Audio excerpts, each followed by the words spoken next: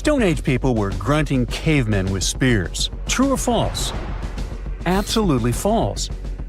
They were gathering around and forming real culture as far as we've discovered. In Turkey, scientists uncovered a 12,000-year-old mystery that's revising history. It's a sophisticated cosmic calendar made out of giant stone temples that may actually be a warning from the stars. We're talking about Göbekli Tepe. This prehistorical site predates even Stonehenge, our classical stone ring circle, by 6,000 years. And it upends why we think Stone Age civilizations emerged and thrived. Here's how this discovery could change our collective history. Around 10,850 BCE, a massive comet, or better yet, a bunch of comet fragments, smashed into Earth.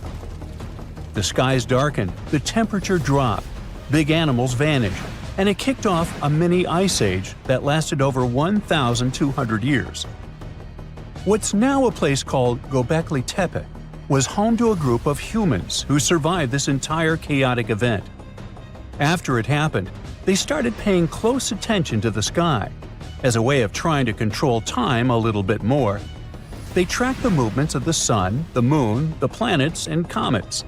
This in turn led them to build a huge lunisolar calendar, the first one in the world.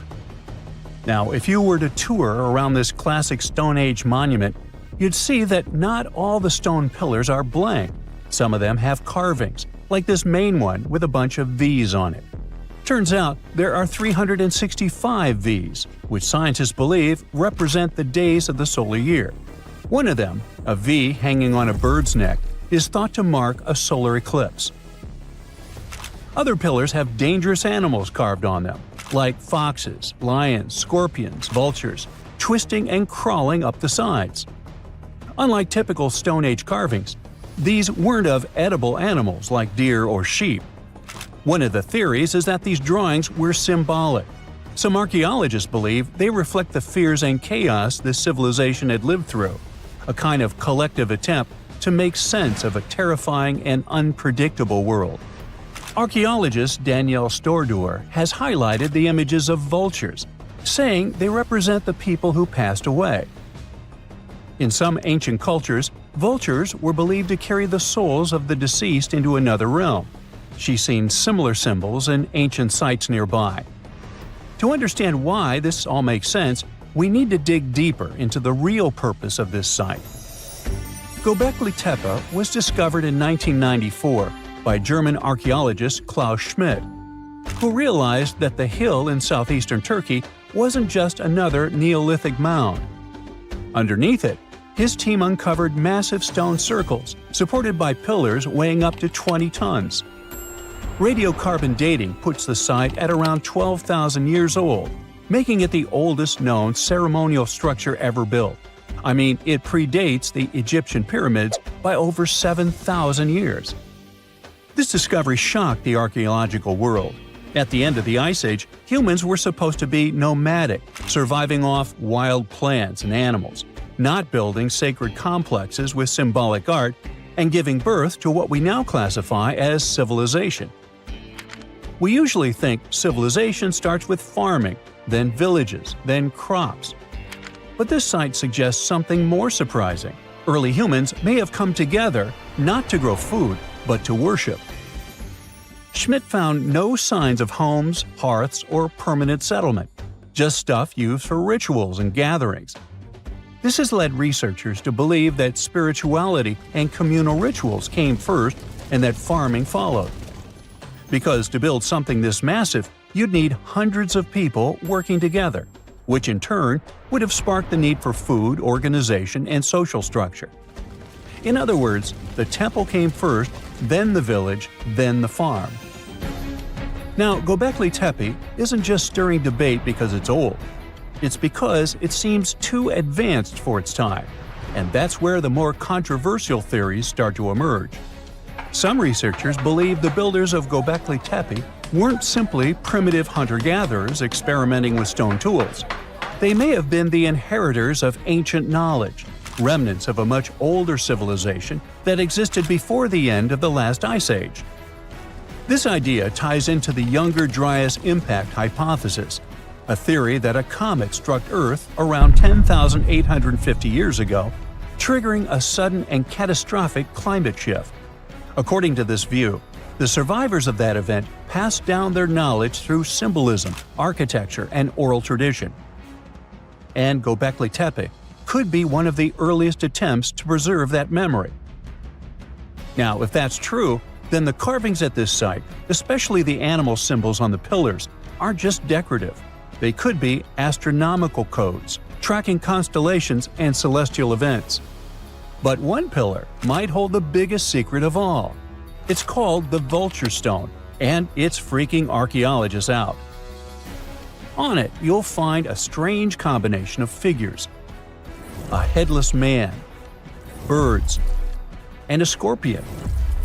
To the untrained eye, it might seem random, but some researchers believe these are ancient representations of constellations, like Scorpius among them, and that the headless man symbolizes a mass extinction event. Some even argue that this is the oldest known record of a comet impact, the one that triggered the Younger Dryas. And if you're wondering who this older lost civilization might have been, they are called Atlantis, or more neutrally, Civilization X. Theorists like Graham Hancock suggest that this advanced culture, destroyed in the chaos of the comet impact, passed fragments of its knowledge to survivors around the globe. In that case, Göbekli Tepe wasn't the start of civilization, it was the restart. Now, back to the stones. Pillar 43 may look like a celestial calendar at first, but when archaeologists recreated the sky patterns encoded in its carvings, they found a precise snapshot of the sky dating back over 13,000 years. It appears to show a meteor shower, a flood, and humanity's tragic end, aka the Headless Man. A snake rising from the ground might even symbolize tidal waves or destruction coming from below. But the story doesn't end there. Pillar seems to expand on the same disaster, the one they called the Terror of the Sky. You might see animals fleeing, waves, fire raining down. It paints a vivid picture of the meteor shower. But wait! While Pillars 43 and 56 may encode memories of a past catastrophe, Pillar 18 might be a forecast. That stone zooms in on the Aquarius constellation. If this sounds familiar, maybe it's from the phase Age of Aquarius, which is the age we're living in now. Some enthusiasts believe this may be a warning for us, and may be telling us that a similar meteor shower will hit Earth and thus you and me and us. I mean, chills! But hey, that's the kind of mystery that makes Göbekli Tepe so captivating. Today, archaeologists know that Göbekli Tepe was part of a much larger sacred complex, now known as Taş Tepeler, a network of ancient sites across the region, each with its own secrets and structures, but connected by shared patterns and motifs. In 2019, excavations began at this sister site, just 40 miles from Göbekli Tepe, known as Karahan Tepe. And here's the twist. Some researchers believe Karahan Tepe might be even older. Unlike Göbekli Tepe, which appears to have been primarily ceremonial, Karahan Tepe has signs of domestic structures like walls, tools, and perhaps even homes. And that changes everything.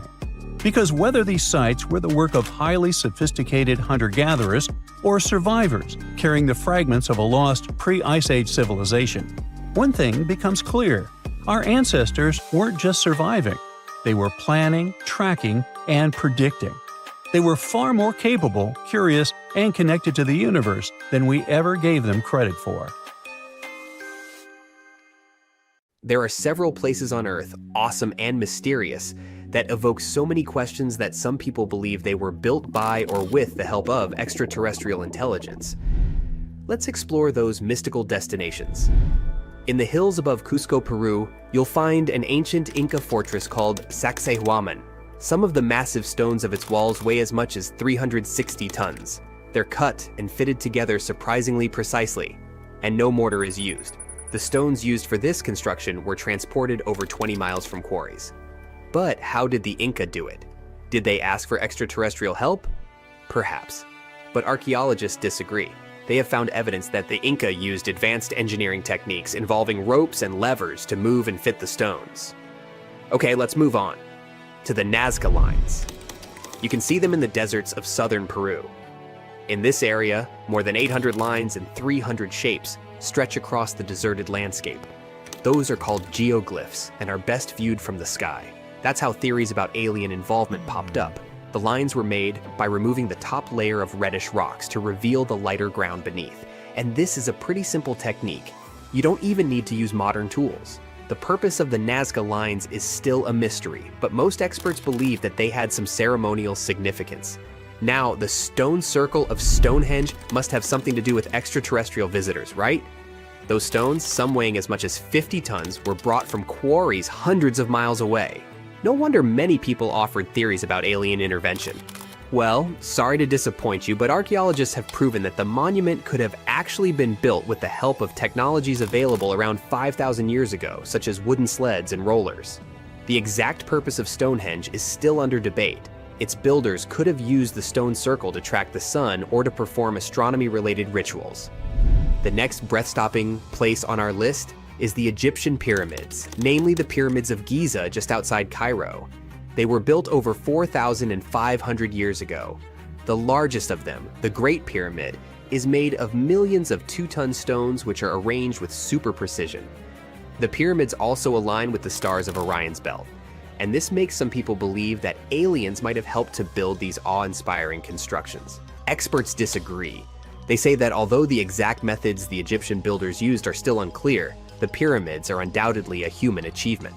Ramps, levers, and a large workforce were likely used to move the stones into place. Then, how about Teotihuacan, located near modern-day Mexico City? Once, it was a thriving metropolis. The city was built more than 2,000 years ago, and its size and advanced architecture make people wonder if aliens played a key role in its construction. In reality, the city was created by several cultures, including the Maya and Zapotec. It was a center for trade, agriculture, and other activities, but it does have some connection to space.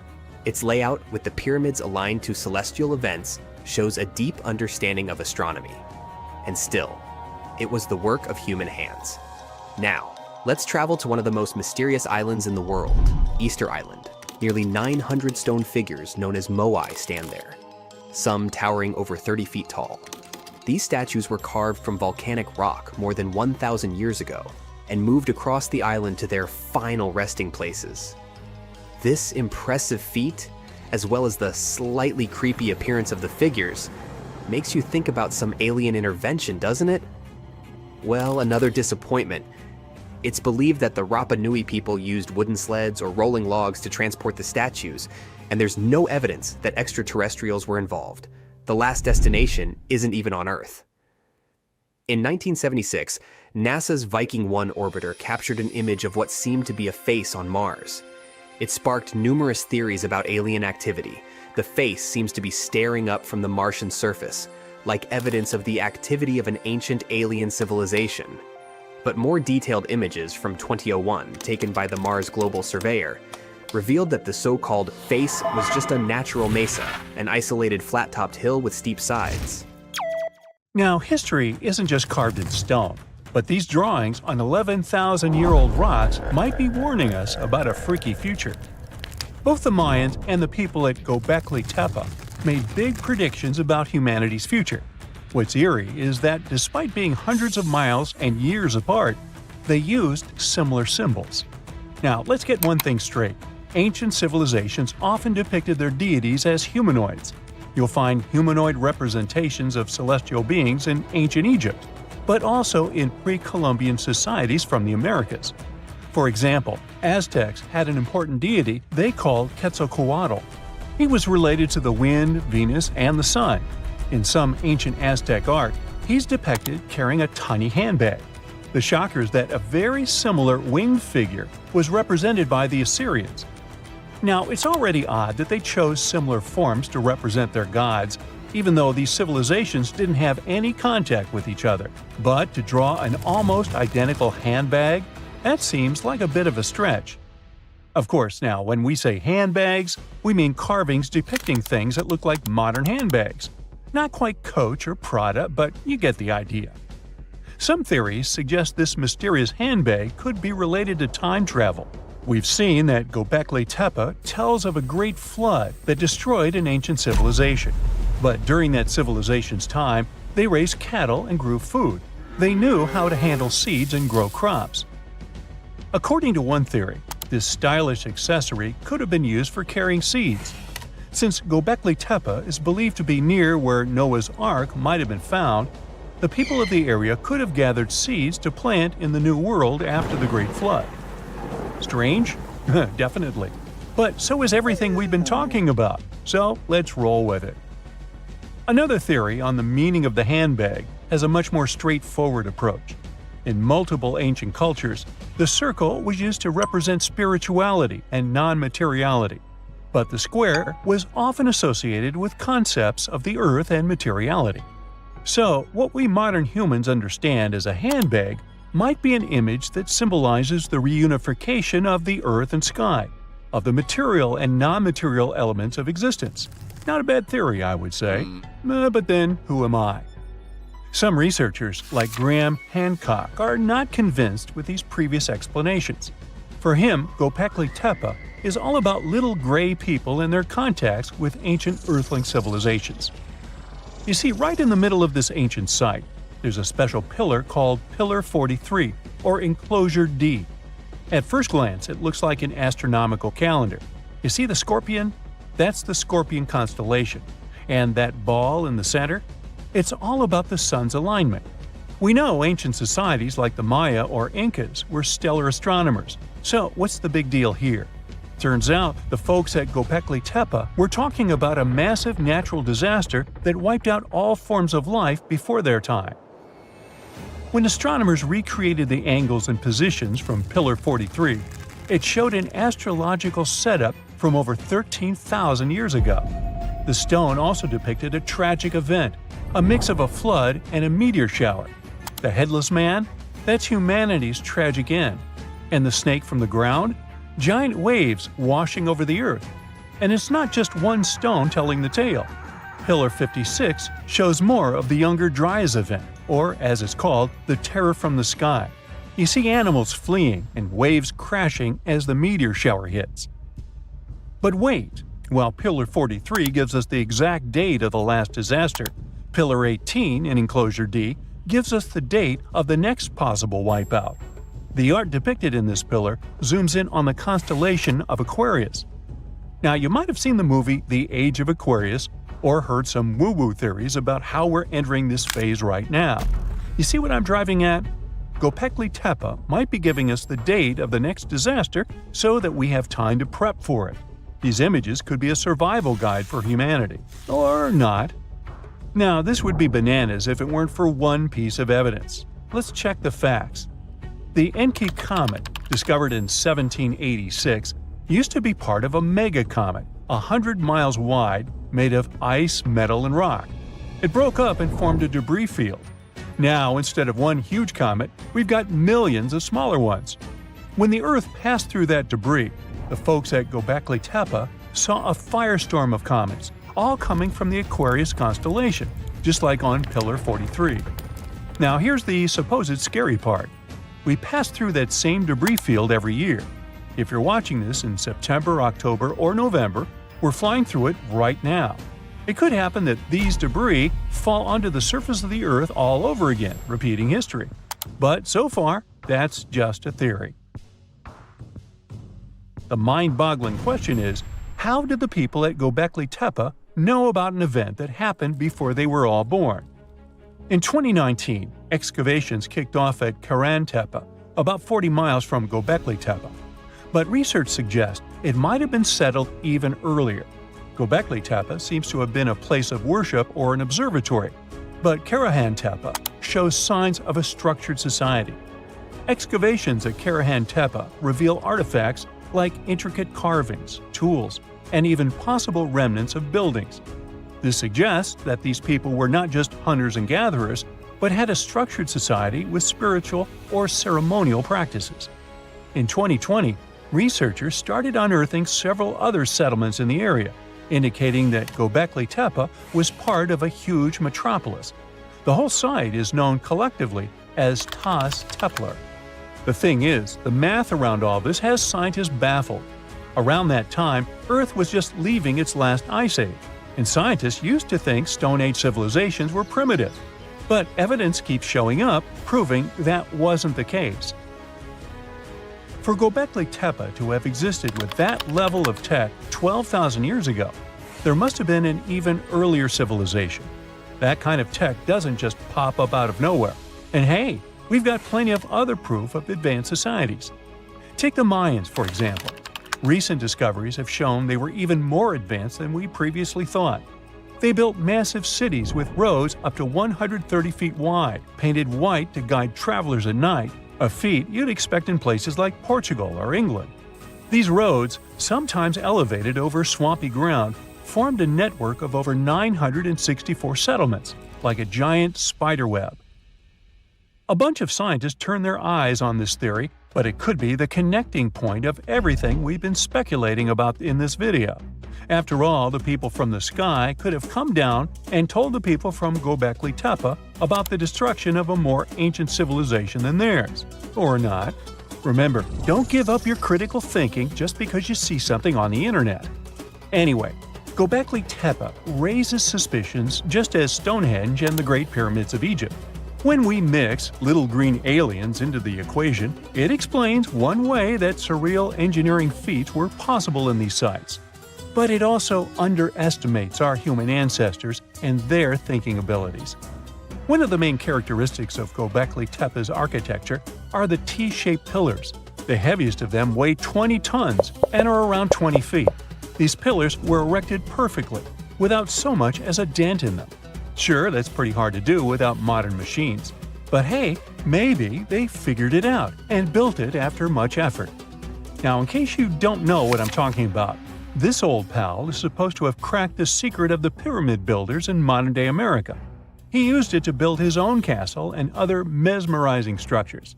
So, hey, I guess we'll have to keep digging to find out the actual facts about it all, huh?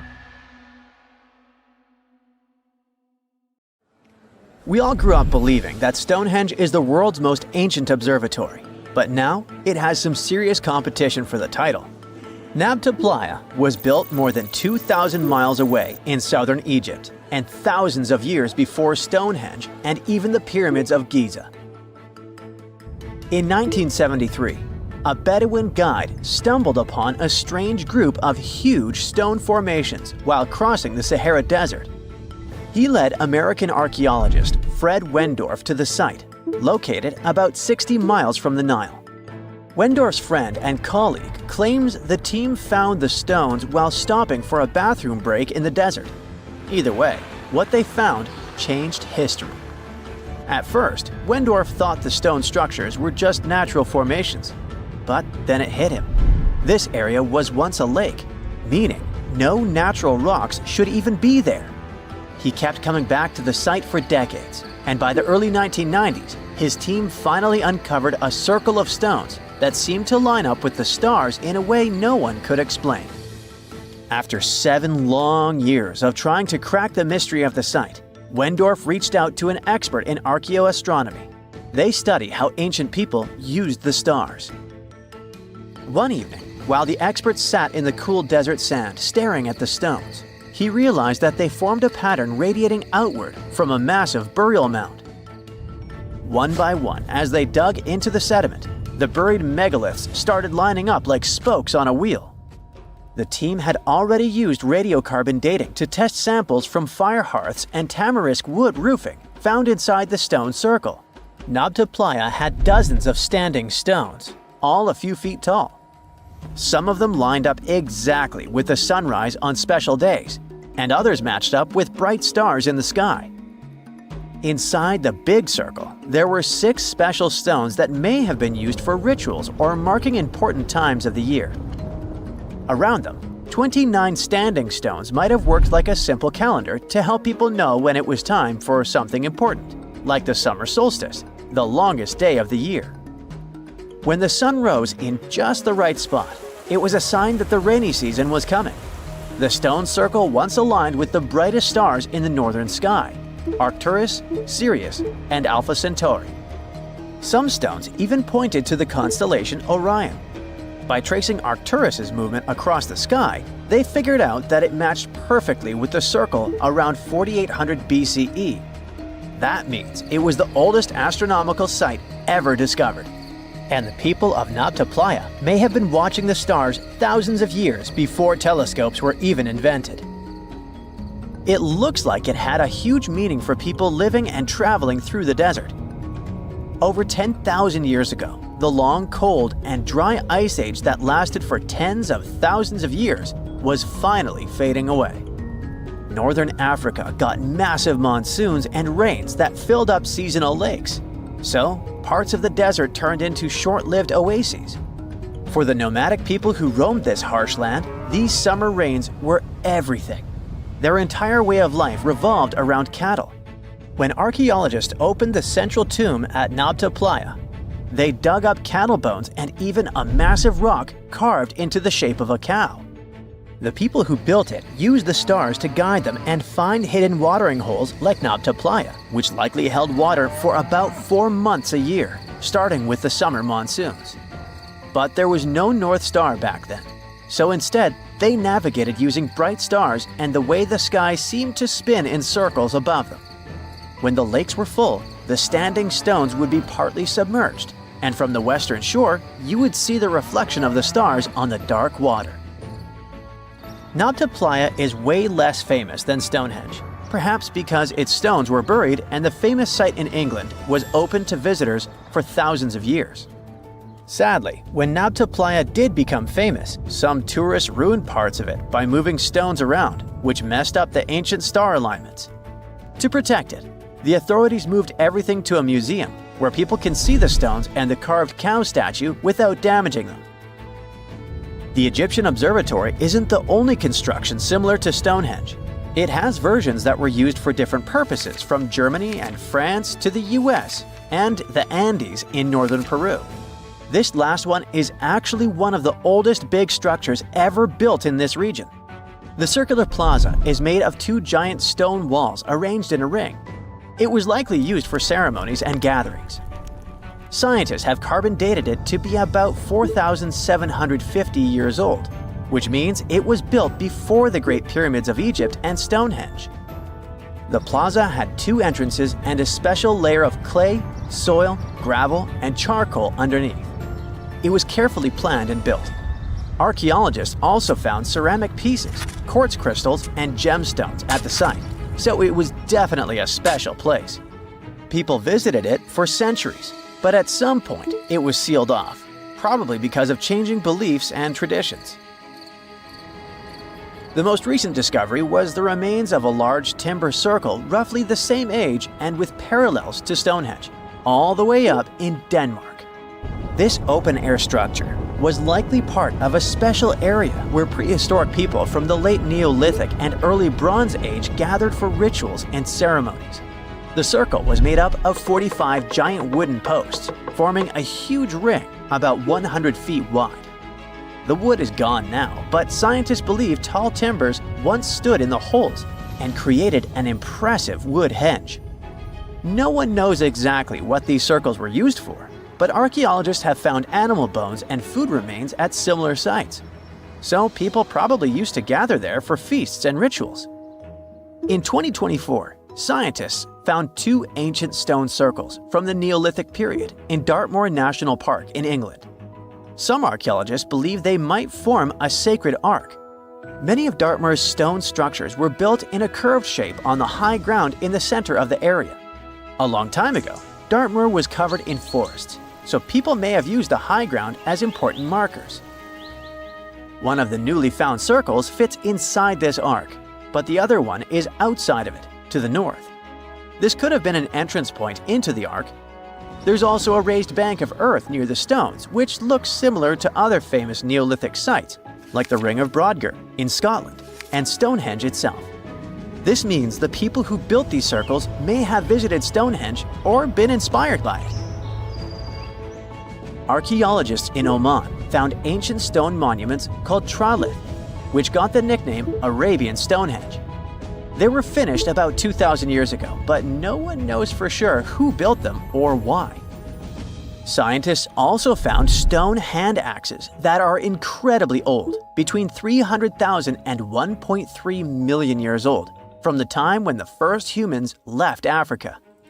At another site in central Oman, archaeologists discovered a Neolithic tomb from around 5000 to 4600 BCE. There are 2 chambers with the bones of dozens of people inside beneath a giant megalithic structure. Nearby, they also discovered rock carvings that were made by people who lived in the area. And then there is another Stonehenge look-alike, this time in Saudi Arabia, that was used as an apartment complex thousands of years ago. Archaeologists discovered a total of 345 stone circles by looking at aerial photos of a lava field. Each circle is between 13 to 26 feet and has at least one large standing stone in the middle.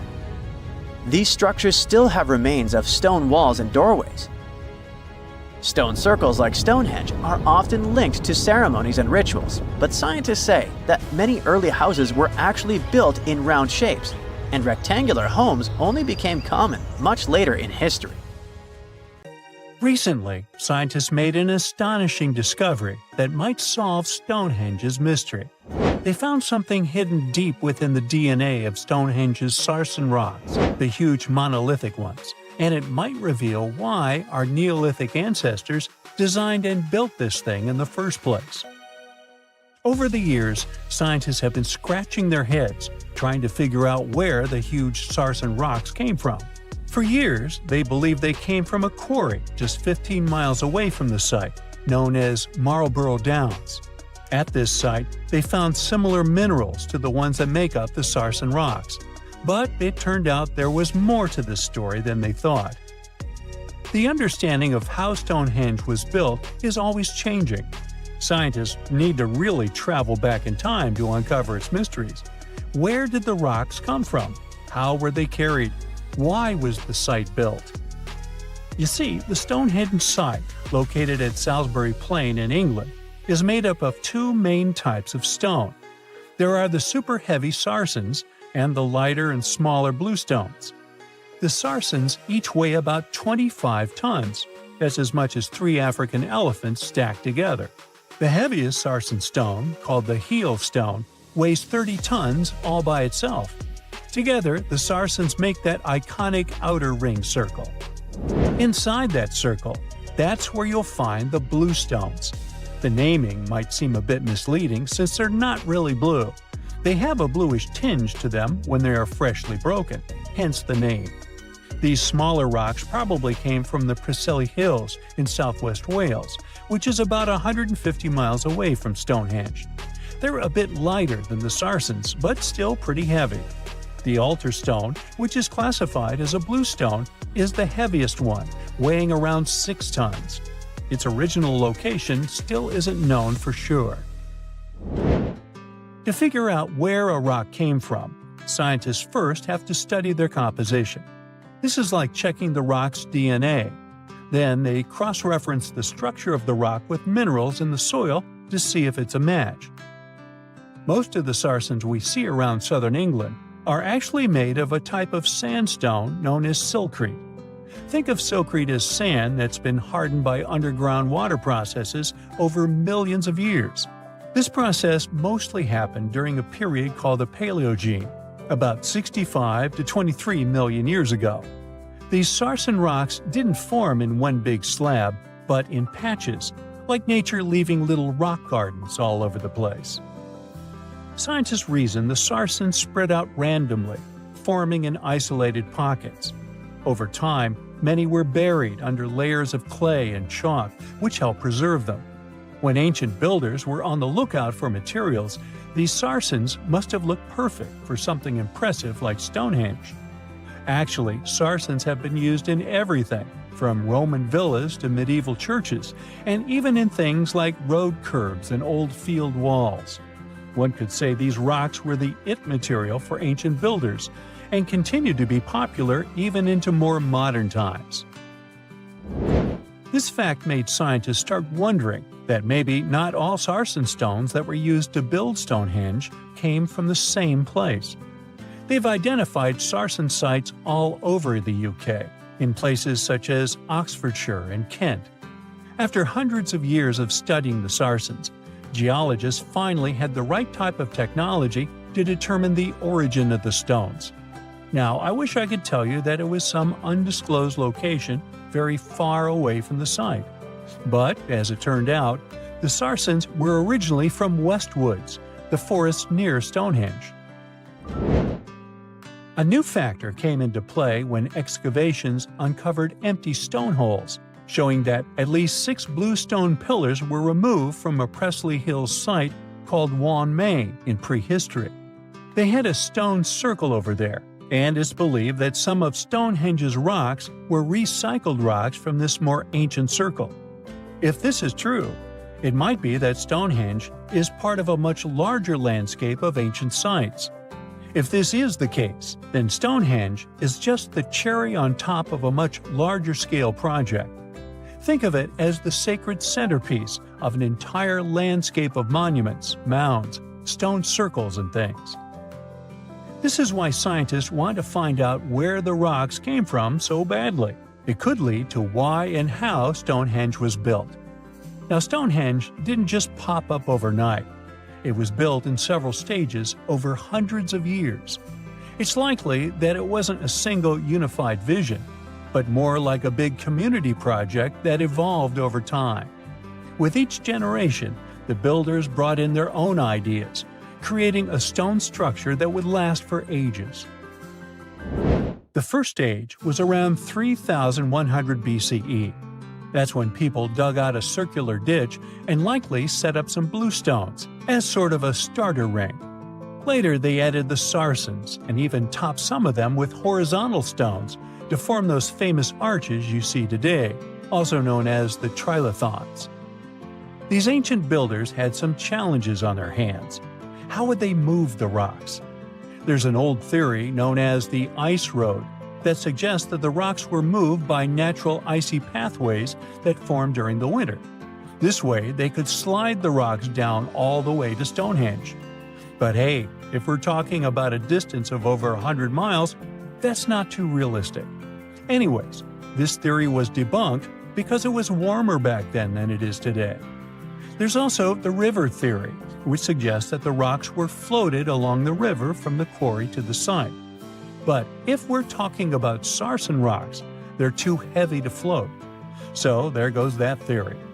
What we're saying is, no one knows how the rocks were moved. Another interesting science tidbit came from all the research done in Stonehenge. A recent laser survey of the stones revealed the different stone working methods used, and has shown that some of the parts of the monument were more carefully finished than others. In particular, the northeast side and the inner faces of the central trilithons were finely dressed. FYI, a trilithon is one of Stonehenge's most famous shapes. It's when 2 huge monoliths receive a third one on top of them, connecting the 2 together. This fancy word is simply Greek for having 3 stones. But anyways, the bigger question, and the reason Stonehenge is so famous, is why it was built in the first place. Theories are all over the place, and some sound like they're straight out of a sci-fi show.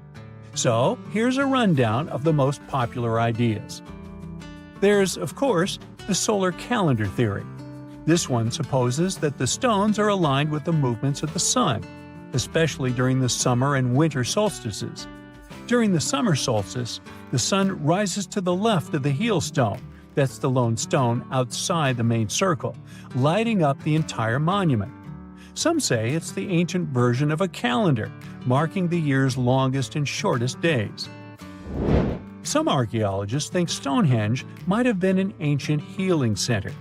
Pieces of bluestone have been found chipped away, possibly by people who believed they had healing powers. The theory goes that people traveled from all over to come to Stonehenge in hopes of a cure for whatever was ailing them. There's also some speculation that Stonehenge was the place to be. Think of it as an ancient gathering spot. Some evidence suggests that communities from distant areas traveled to Stonehenge for gatherings, feasts, and ceremonies. Studies of bones found near the site show they came from all over Britain, making it a sort of prehistoric meetup location. Back in the 12th and 13th centuries, Bologna used to look like modern-day Manhattan. No one knows exactly how many towers resembling skyscrapers it used to have, but the most likely number is at least 100.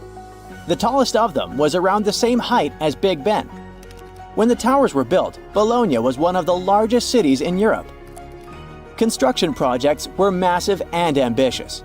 Someone built cathedrals and town halls, and the richest noble families also erected towers, possibly as a symbol of status and wealth. There was no place in the city center to build grand castles, so they had to go up with the construction. They didn't actually live in those towers, but in smaller structures next to them. The towers served for defensive purposes. It took between 3 and 10 years of work to build one tower, and it was a really tedious process. Each of them had a steady foundation deep underground and a base made of big blocks of selenite stone. The rest of the tower was becoming thinner and lighter the higher it went. In the 13th century, they demolished many of the towers, and others just collapsed by themselves. Some of them were later reused as city towers, shops, or residential buildings. Now you can see only 22 towers still standing in the center of Bologna. 2 of them have become the unofficial symbol of the city, mentioned in every guidebook. Another historical surprise coming from Italy is that gladiators weren't only male. Gladiatrix were rare, but they did exist. There's evidence that several women took part in Rome's public games. In ancient texts, these women were often called ludia, or mulieres, but not ladies. Some scholars think it means that it was mostly lower-class women in the arena. The term gladiatrix wasn't used in ancient times. It was first coined in the 1800s. Women who chose to become gladiators seemed to do so for independence, fame, financial rewards, and probably debt remission. They were most likely honored like male gladiators. All this was a bit tricky to accept in Roman society at that time, and women's roles in it. At the beginning of the current era, the Roman Senate passed a law prohibiting free-born women under 20 from taking part in arena games. Emperor Septimus Severus banned all women from the arena in the year 200 of the current era. He was probably afraid that women might want to compete in the Olympic Games. It would seriously mess up the existing social order. Pineapples were once the equivalent of designer bags and watches today, a symbol of wealth and status in Britain. You can still see them at the top of the western towers of St. Paul's Cathedral, one of the most famous landmarks of London. Explorers who came back from the Americas described pineapples with so much enthusiasm that everyone was dreaming about trying the king of fruits, as it was called. Pineapples need very high temperatures and years to mature. And despite the cold and rainy climate of England and Scotland, you could see pineapples growing in any wealthy country house garden by the end of the 18th century. They even installed special greenhouses called pineries with heating systems. A single pineapple was worth up to 80 pounds, which is about $15,000 today. Of course, people would hardly eat this expensive beauty, but send it as a gift or display on a dining table until it would rot. Folks who couldn't afford to buy a pineapple would sometimes rent one to show off wealth at a party. The king of fruits became a part of various designs and tableware for the rich. Stone pineapples on gateposts and the pineapple atop the Wimbledon trophy are living memories of that time. Around 1820, there were so many pineapples imported from abroad that they started losing their luxury status. 100 million years ago, there were giant crocodiles living in the Sahara Desert. In the 1990s, paleontologists found fossilized skeletons of primitive crocodiles, including the so-called supercroc. They discovered several partial skeletons from 110 million years ago. This prehistoric giant with a head as large as an adult human was about 40 feet long. That's about 2 times as tall as a giraffe. The croc thrived both in water and on land as part of a diverse ecosystem of ancient North Africa. The expeditions to the Sahara found a whole lost world of ancient crocodiles, with some species that resembled modern animals. One of them was the dog croc.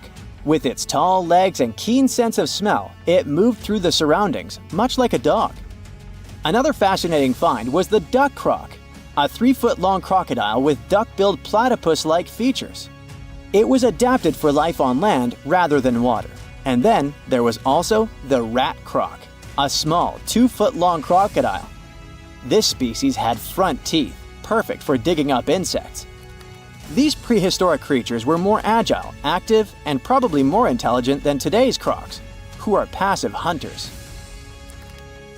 If noise-canceling headphones had been invented in the 19th century, they would have come in really handy. On the 27th of August 1883, the island of Krakatoa in Indonesia experienced a catastrophic eruption. It produced what is believed to be the loudest sound ever recorded. As Krakatoa collapsed, it triggered tsunamis with waves reaching 151 feet that traveled as far as South Africa. Krakatoa was an uninhabited volcanic island that hadn't erupted for 2 centuries before this terrible day. The eruption took the lives of over 30,000 people and caused extreme fluctuations in air pressure, perceived as sound. A barometer at a gasworks 100 miles from Krakatoa recorded 172 decibels. An average human can withstand up to 130 decibels of sound without getting in serious trouble. This intense pressure ruptured the eardrums of sailors on the British ship Norham Castle, which was 40 miles away from Krakatoa. The sound wave from it circled the globe, and people could still hear it even 3,000 miles away where it resembled cannon fire. The late 1800s were a golden era for grand mustaches. But there was one problem. You couldn't enjoy a cup of tea with this kind of facial hairstyle. The heat from the tea would melt mustache wax and make the ends droop. Fine gentlemen had to struggle because of it until the invention of the mustache cup. Harvey Adams, a British potter, likely invented the mustache cup in the 1870s. He patented a butterfly-shaped ledge inside the cup with a hole to sip through. Thanks to it, the mustache didn't get wet. These cups quickly became a hit, first in the UK and then across Europe. In the United States, they were sold at stores like Sears and Marshall Field's, now part of Macy's. Mustache cups came in various shapes and sizes. Some, like farmers' cups, could hold up to a pint of tea. Others were smaller porcelain pieces shaped like conch shells or decorated with the owner's name. They often came with matching saucers. Lord Byron, one of the greatest British poets, kept numerous dogs and cats and a whole bunch of exotic animals. There was a monkey, a crocodile, a fox, peacocks, a bear, and several badgers. When Byron attended Trinity College, Cambridge, college rules prohibited keeping dogs on the grounds. He got really angry and decided to go around the rules. Byron brought a tame bear as his pet. The college authorities argued with him, but since the statutes did not specifically mention bears, they had no legal grounds to remove either the bear or its owner. Byron walked the bear on a chain, talked to it, and even considered applying for the bear to become a student at the college. We still don't know how and where Byron got the bear, but when he left Cambridge, he took the bear with him to his estate in London. Strange and amazing items are discovered often, but figuring out what our ancestors were up to is pretty tough.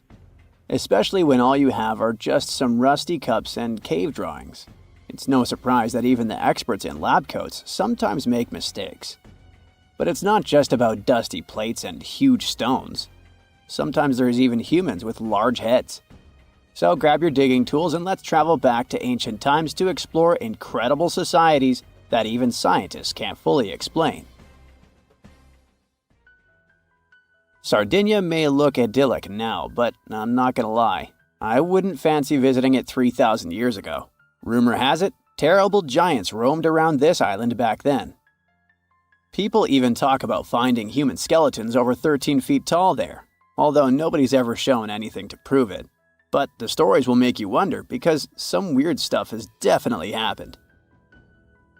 In 1974, over 5,000 pieces of broken stone artifacts were found in a part of the island called Monte Prama, but instead of being displayed in a museum, they were locked up in an underground vault for about 30 years. Sounds a bit suspicious, doesn't it?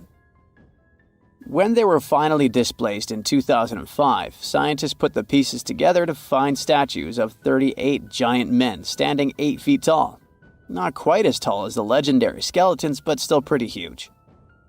It's thought these statues were made by the Nuragic people, who lived on the island a long time ago. Besides giant statues, they also built over 8,000 massive stone buildings. Perhaps Nuragic weren't giants themselves, but they definitely liked their things big. I do too. I like a big number of likes on our videos. That'd be pretty great. Thank you if you liked this and subscribed. Now back to the video. You and I are pretty smart, but we might not be the smartest humans ever. Actually, we might not even be the smartest species. Since 1913, some skull fossils found in South Africa have hinted at a possibly smarter contender called Boskop Man. This human-like species might have lived as recently as 10,000 years ago. Their skull suggests they had really big heads, which means their brains could have been 30% bigger than ours. Wow! Their average IQ could have been around 149, making them among the smartest 0.05% of people today. But if a Boskop Brainiac was so much smarter, why are they not around and we are? Well, bigger isn't always better, you know. Our brains are a lot bigger than our ape relatives, mainly in the prefrontal cortex. This part helps with high-level tasks like making decisions, remembering things short-term, and being aware of ourselves. The parts of the brain that handle our senses and movements haven't really grown much. So, maybe the Boskops spent too much time dwelling on the past rather than doing practical things like hunting. But this is all just guessing. We really don't know what happened to these clever cousins of ours. Some people even argue that Boskops weren't any different from us, with the only evidence being parts of skulls. The jungle is huge. Did you know the Amazon rainforest is home to about 30% of all the world's plant and animal species? That's impressive. However, the history of one native species, humans, has long puzzled scientists. The mysterious Kasarabe people lived here for hundreds of years and then vanished around 1400 AD. People thought the Amazon only had a few scattered tribes, but recently we discovered big, unusual shapes in the ground called geoglyphs. These might look like simple shallow ditches, but they're actually the remains of a vast civilization that spread over 5,000 square miles and includes about 450 markings, some as wide as 1,300 feet. That's insane! They likely contained ceremonial buildings and could have hosted up to 1 million people as recently as 550 years ago. Thanks to new technology like LiDAR, which uses a safe laser to map the forest without harming it, we can explore deeper. In 2019, some scans showed miles of raised roads and pathways and even pyramids over 70 feet tall. They found 26 separate settlements, 2 of which were at least 250 acres each. Damn, that's like 330 soccer fields. It's not certain what happened to the Kasarabe people. Maybe European conquistadors drove them out. Maybe the most baffling ancient civilization is one we've never actually found a trace of. Yep, I'm talking about Atlantis, the grand city that supposedly sank into the ocean. The first mentions of Atlantis come from the ancient Greek philosopher Plato, who talked about a great city near the Strait of Gibraltar. But for ages, everyone just thought Plato made up Atlantis as a perfect version of his own Athens. So why, about 12,000 years after it supposedly vanished, do we still wonder if it might be real? Well, in the 19th century, U.S. Congressman Ignatius Donnelly wrote a book giving 13 reasons why he thought Atlantis was more than just a myth. Then, in 1965, some folks thought they actually found Atlantis when they discovered the Richat structure, a massive 25-mile-wide dome in Mauritania, Africa. It's so big that you can see the whole thing from space. 2 astronauts flying over the Sahara Desert spotted this giant eye staring back at them and thought they'd made the discovery of a lifetime. Unfortunately, there's no solid evidence linking this structure to Atlantis. It's believed to have formed from volcanic activity about 100 million years ago. But it does look suspicious, doesn't it? Still, we're no closer to knowing the truth. Imagine going back to about 3300 BCE and finding yourself in South Asia. Welcome to the Harappan civilization. These people were way ahead of their time. They had cities like Harappa and Mohenjo-Daro, complete with baked brick houses, sophisticated drainage systems, and even public baths. This place might have had over 5 million people, making it one of the densest regions at the time. They also invented a system of standardized weights that was incredibly useful for traders. And trading they did. These people had connections stretching all the way to the Middle East, thanks to their great skills in metallurgy. They even had a form of ancient branding. The seals were used to stamp clay on trade goods. Despite being so advanced with a thriving urban life, there's a whole bunch of mystery shrouding their language and script. We've got bits and pieces of their writing, but no one's deciphered them yet, even with all the technology we have today. We also still don't know how exactly their society worked. It looks like they didn't flaunt their social status as much as other civilizations. No grand palaces or massive monuments. Instead, their largest buildings might have been granaries. They sure were practical. Unfortunately, all good things must come to an end. Around 1800 BCE, this bustling civilization started to decline, possibly due to shifts in river patterns. As the environment changed, the Harappans packed up, moving towards more hospitable lands. Ever heard of the Minotaur? The beast with a bull's head and a man's body, hunting the bravest travelers in a massive maze. Well, this wasn't just any old tale. It was one of the most popular dramas of the ancient world. And it was inspired by this place, the island of Crete. The Minoans lived here during the Bronze Age. They had stunning palaces, amazing frescoes, and a culture so rich it still fascinates historians to this day. They built places like Knossos, which was so complex with its multi-story buildings and elaborate hallways that it might have inspired the whole labyrinth myth. Their engineering was so ahead of its time that even their drainage systems were more advanced than what many of us have today. Let me know in the comments which of these stories you find the most fascinating, and thanks for watching. It's strange if you think about it. There are old Roman buildings that have lasted for thousands of years, while our newer buildings seem to fall apart. How did the Romans manage to create such strong buildings? A lot of them with complicated designs, too. Recent research has shown that the Romans used a type of concrete that has an extra layer of protection against the elements. It can even fix itself when it gets wet. This discovery not only explains why these buildings have lasted for thousands of years, but it can also help us make cement in a way that's more natural and resistant. A recent study shows that Romans used volcanic ash in their concrete mix to make it stronger, especially when it was near the ocean, where the air is naturally more humid and could naturally cause more damage. These days, we make concrete out of sand, rocks, water, and a special kind of cement called Portland cement. This cement itself is made by cooking limestone, clay, and other substances in very hot ovens that reach over 1400 degrees Fahrenheit. Sure, it creates a well-blended mixture, but it cracks easily, and sometimes it only lasts a few decades. There's one more interesting feature of this amazing Roman concrete. It has small white bits of calcium called lime clasts that stay inside the concrete and do not disappear over time.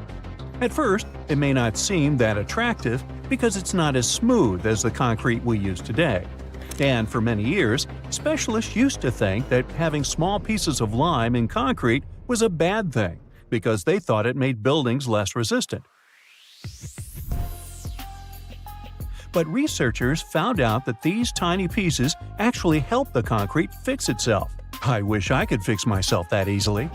They discovered that when the concrete got cracks, it seemed to magically fill them with a substance called calcium carbonate, found in the lime clasts.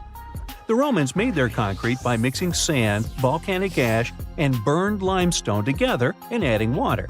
This is called hot mixing. When the water and lime mix together, they have a chemical reaction that makes the mixture get very hot, up to 200 degrees Fahrenheit. This also causes those tiny pieces of lime to form. Now, this concrete can get cracks, and when water, rain, or seawater gets in, it makes the calcium in the concrete dissolve. The calcium then sticks to the cracks and makes them close up, kind of like a scab. Of course, researchers had to test this method, and they made concrete as the Romans did. Shortly after, they cracked it here and there. They placed the cracked concrete under water, and after 1 to 3 weeks, the cracks were gone. Safe to say, this didn't happen with concrete made using modern methods. Now, the Romans didn't know the science behind making their concrete strong, but they found a good recipe by trying different things over a long time period. Ancient records show that they used this recipe to build strong structures, especially for ships, and continued to use it once they found it was successful. Now, not all Roman buildings made it to the 21st century in perfect condition. The Colosseum, for instance, one of the most famous Roman constructions in the world, used to be nearly twice as large as it is today. It sustained a lot of damage throughout the ages, reaching the form we've come to know today. Let's not forget, it's a pretty old building to begin with. Its construction started in the year 70 under Roman ruler Vespasian, who later started making motor scooters named after him. You know, Vespa? Nah, I made that up. Anyway, ever since it first opened, the Colosseum was home to a lot of activities and shows, featuring fearless gladiators and a large display of exotic animals, who got to mingle and did lunch together. Unfortunately, it all went downhill in 217 when a fire struck the upper parapets and much of the building's interiors. It took a whole century to finish up the repairs for the damages. Sadly, the initial shape of the Colosseum would be gone forever. A strong earthquake followed, and that didn't help either. This one took place in southern Italy in 443. At this point, a considerable portion of the Colosseum's outer ring was damaged. Soon enough, when locals encountered hardship, they had to rely on selling chunks of limestone from the ancient Colosseum to go by. Another earthquake came in 1349, which gave the Colosseum its most devastating blow. It's when the south side of the building collapsed completely. That's when it started to look more like the building we can see today in the Italian capital. It's not all bad, though. Some pieces of stone that were shaken off the Colosseum were used to rebuild other famous landmarks in Rome. So, if we think about it, the missing part of the Colosseum isn't missing at all. It's just been recycled all around the city. One building that features pieces of old stone Colosseum is called Palazzo Venezia, and it's a local museum. Now, speaking of weird buildings, you've probably seen this one, as it's one of the most photographed spots in the world. You can see online photos of people leaning on it, or ones that make the building look like an ice cream scoop. This famous Italian landmark is called, you tell me. Yep, the Tower of Pisa, and it looks like it's seconds away from collapsing to the ground. Now, should you ever want to visit, you'll need to head over to this Italian city with the same name, Pisa, near the Square of Miracles. Now, weirdly enough, this building is more famous for its awkward incline rather than for its history or purpose. Back in 1178, when the construction of the tower was still not completed, people realized that the building was starting to lean over, and that was before they had reached its third floor. They soon figured out it had nothing to do with the building plans or the materials they used. It was all happening because of the mushy and shifting soil which was beneath the construction. These days, we know that placing a building on top of soil made of clay, fine sand, and shells isn't the best idea. But back then, people didn't know how to figure that out before building something. Now, fast forward some centuries, and it became clear that this 180-foot tower isn't just leaning, it is falling, and at a considerable rate of about 0.08 of an inch per year. Well, that may not sound like a lot, but multiply that by hundreds of years and, well, just look at the pictures and you'll understand. This leaning tower is more than 16 feet off its axis in the present day. So how come it hasn't fallen over altogether? Well, because of physics mostly. Its center of gravity continues to be located within the base of the structure, so it's pretty grounded. It's also been continuously watched over by local authorities to make sure they protect this unique building for as long as possible. The Pantheon is another great example of the way Romans understood architecture. It's also located in Rome and was initially built as a temple. The construction itself was made from concrete with different thicknesses and has an interesting shape too. Back in the day, Romans believed the Earth was like a disc, which was covered by a dome-shaped sky. So they modeled the Pantheon sticking to this idea. Light comes into the temple through a hole in the dome, shining down on the floors and walls, showing the movement of the sun. It's also one of the best preserved ancient Roman buildings. It's no wonder many other buildings have been made to look like it. In the U.S. alone, the U.S. Capitol, the Jefferson Memorial, and the National Gallery in Washington, D.C. are all said to be modeled after this ancient construction. The famous painter Michelangelo was so impressed by this building that he believed some unnatural force must have helped in its construction. The place where it stands is also very special because of the story behind it. Legend has it that the founder of Rome, Romulus, was lifted to the ancient Roman higher spirits on the wings of an eagle from this exact location. Apparently, it was a talon show. Get it? Talons? Eagles? Okay, gotta go. Meet Castello. He's a Brazilian reef octopus. But Castello isn't a regular octopus. While watching him, scientists began to suspect that he might be experiencing nightmares. When he was sleeping, he was changing colors, making some wild movements, expelling water, and even releasing ink. They decided to study Castello for a while. His behavior during sleep resembled stress and fear. The study showed that he might see vivid dreams, which are, at times, spooky. Well, as just one octopus, these cute underwater creatures are known for their intelligence and sometimes human-like behavior, so it's entirely possible that they see dreams just like we do. In Castello's case, he might be haunted by memories of tough times off the coast of the Florida Keys. Poor Castello has a rough past. He lost a tentacle to a predator before captivity, so maybe that's what he sees in his dreams. If proven true, this discovery could reshape how we perceive intelligence and awareness in both animals and humans. Well, it turns out plants can talk. Well, kind of. Scientists found out that plants actually make ultrasonic clicks when they're stressed. Imagine tomatoes and tobacco plants in a jam. They're making sounds like popping bubble wrap, but way too high for us to hear. These are called ultrasonic signals, and they might be their way of indicating stress. That would mean that plants can communicate with each other, and stressed plants prefer to be drama queens and let everybody know about their troubles. They make around 30 to 50 pops and clicks per hour. Calm and healthy plants don't do nearly as much.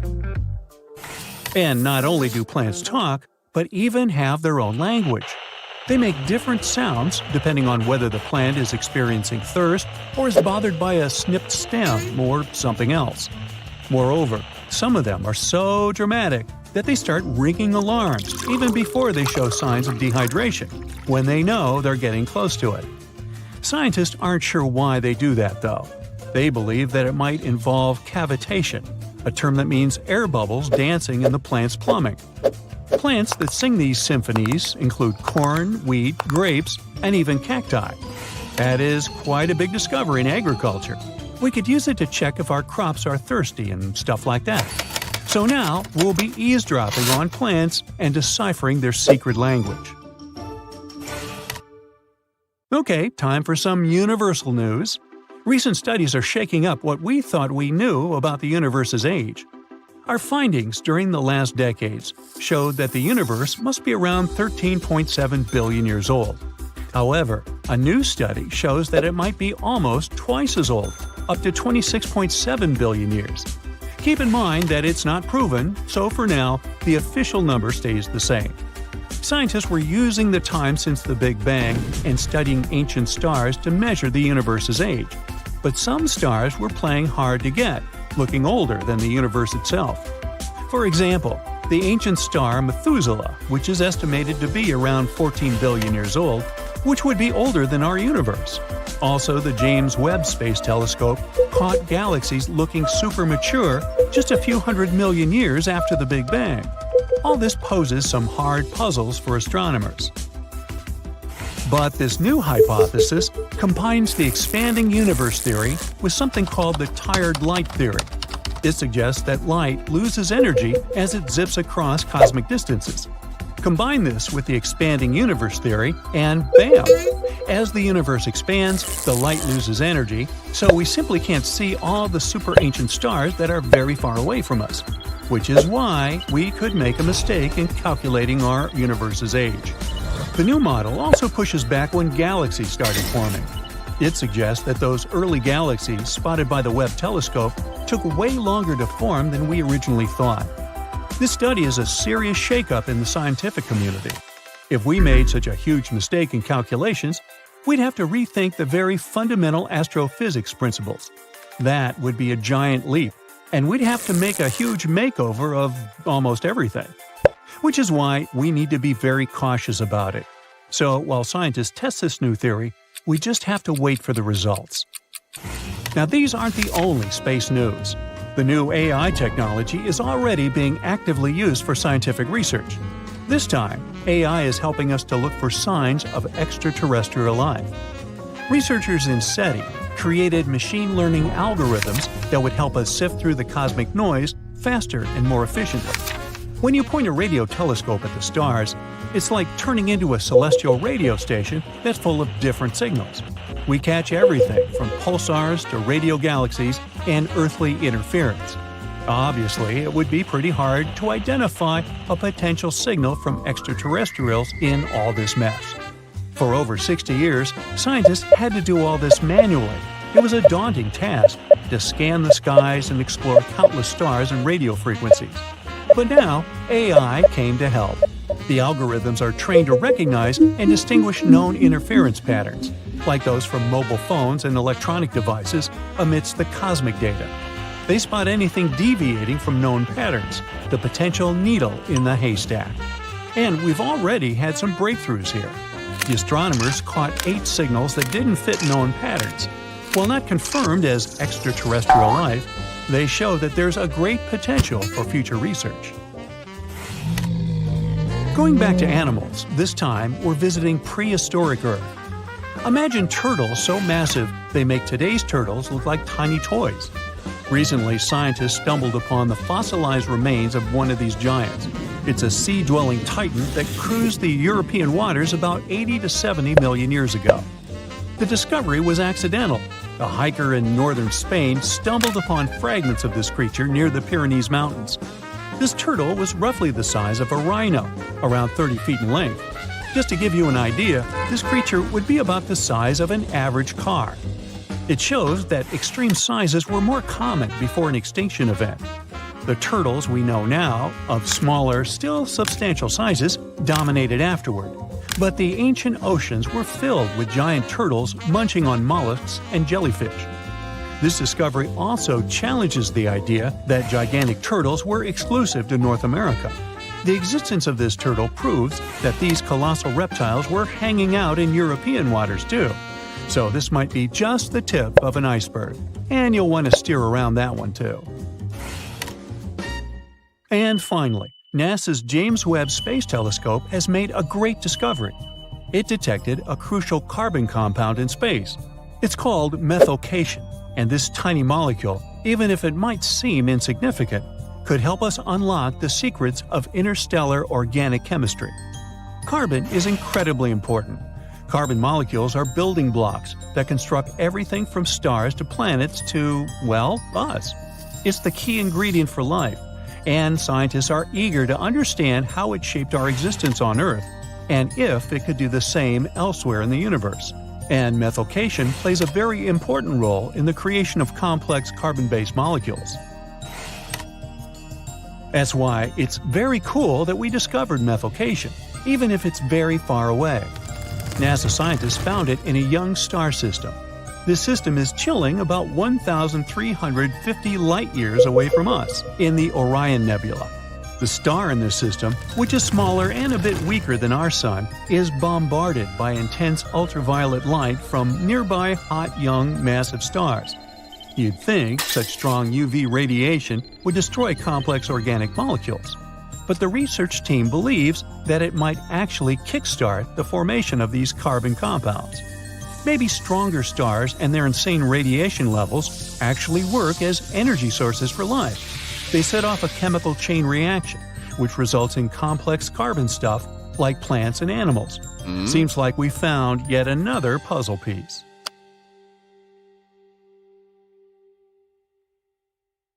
You are lost deep within the jungle in the Yucatan Peninsula in Mexico. There are strange noises all around you, and to make it worse, the sun is setting. Soon, you'll be alone in the middle of an unknown rainforest. Guess it was a pretty bad idea to come looking for El Dorado on your own, wasn't it? You keep walking as fast as you can, when suddenly, wait! What's this you're seeing? It looks like large stairways made out of stone. This definitely doesn't look natural, so you take a picture. Maybe you didn't strike gold, but you might have just found something relevant. Congratulations! You found Akamtun, a long-lost Mayan city. Hidden 37 miles into the jungle, the name literally translates to stone column. Stone was probably in at the time, so these guys used a lot of it to build their pyramids, houses, and even ball courts. If you ever thought that Europeans invented ball games, think twice. Mayans loved to play ball games for recreational purposes.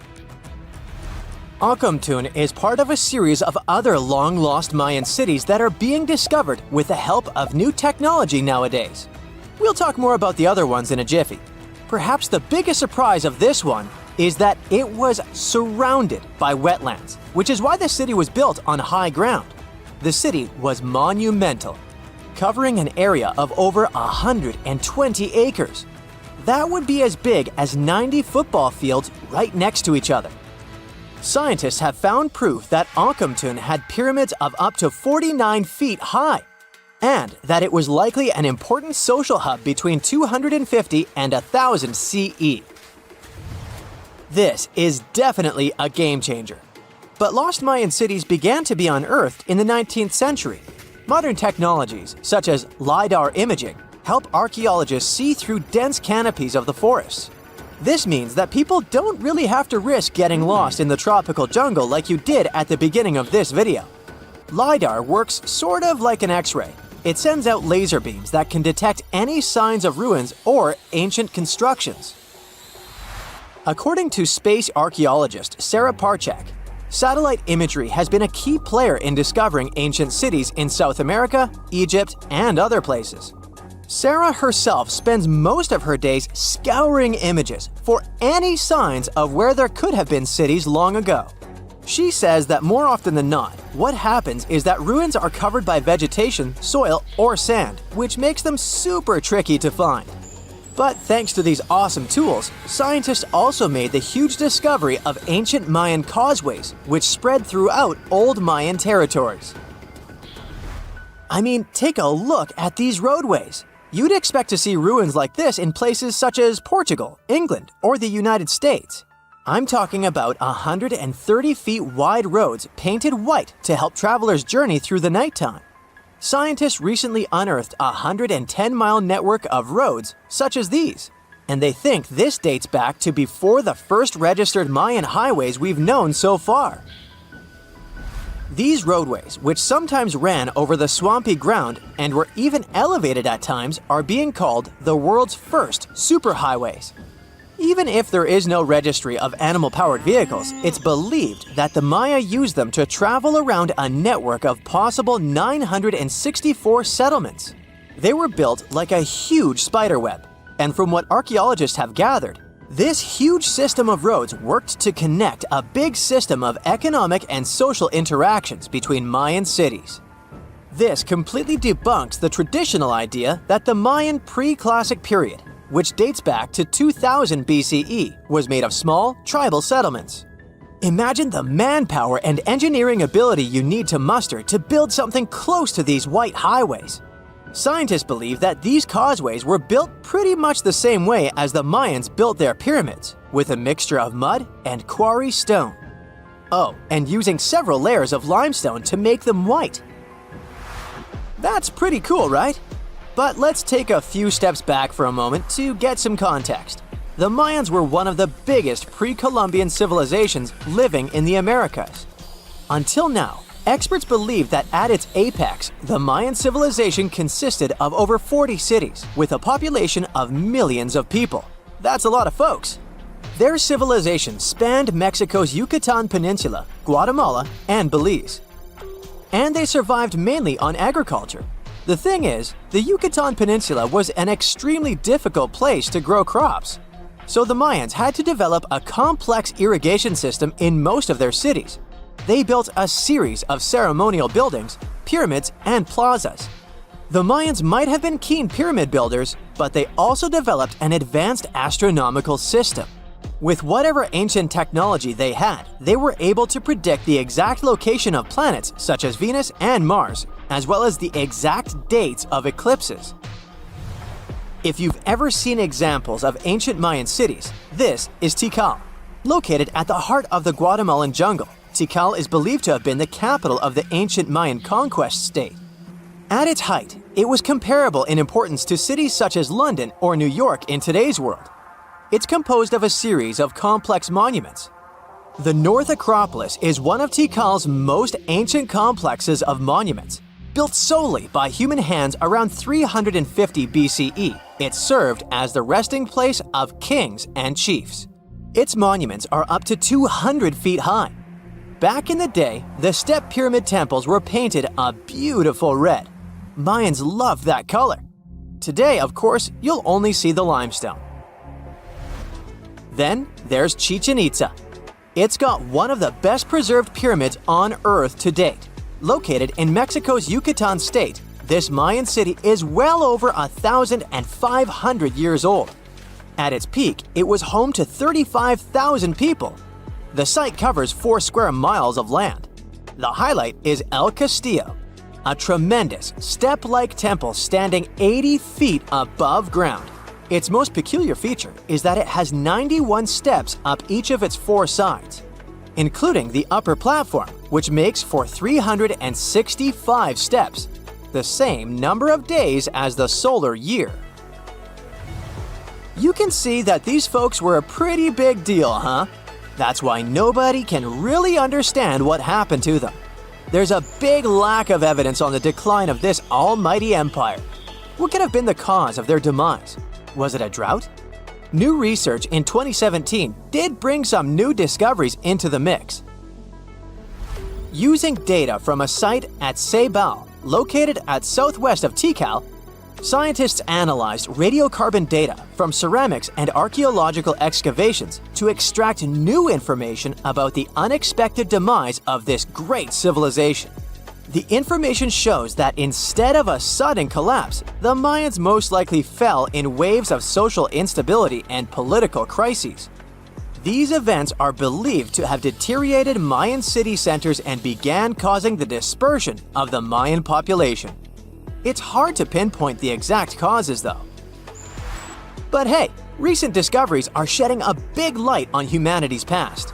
Not only about the Mayan Empire, but about other long-lost civilizations of South America. A major recent discovery in Brazil was done using satellite imaging technology and is also shocking scientists. Some images from near the Xingu River, also in the Amazon, suggest that cities of millions of people might have existed inside the jungle, way before our modern civilization ever existed. I mean, if this doesn't shock you, I don't know what will. Satellite imagery also detected a network of trenches dating back to 200 and 1200 CE in the Bolivian Amazon forest. These proofs suggest settlements that could have supported around 60,000 people right in the middle of the Amazon forest. When researchers from the University of Florida went on ground to check the satellite information, they were shocked to find several mounds that were accompanied by ditches and geoglyphs. Archaeologists also found remnants of carefully designed walls centered around plazas, much like the type of construction done by the ancient Mayans. Everyone loves a good landmark. The Roman Colosseum, the ancient city of Machu Picchu, the Giza pyramids. But have you ever wondered how it once looked? Way back in the days when they were built? Or even in the time they were covered in ivy and forgotten by humanity? Buckle up, because we're heading on a time travel adventure to the world's greatest archaeological sites. Our voyage begins in South America, deep inside the Peruvian mountains. Behold, the city of Machu Picchu. Machu Picchu is a monument to the ingenuity and power of the Inca civilization. During its prime, the Inca civilization stretched 2,500 miles along South America's coastline from modern-day Ecuador all the way down to Chile. And Machu Picchu was located at the heart and center of it. The historic site was constructed at around 7,000 feet above sea level, more or less around 1450 BCE. The gated city consisted of around 150 buildings made of stone.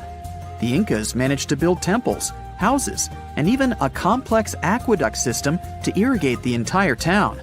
And yes, they did all that without the help of wheels or any instrument made of iron.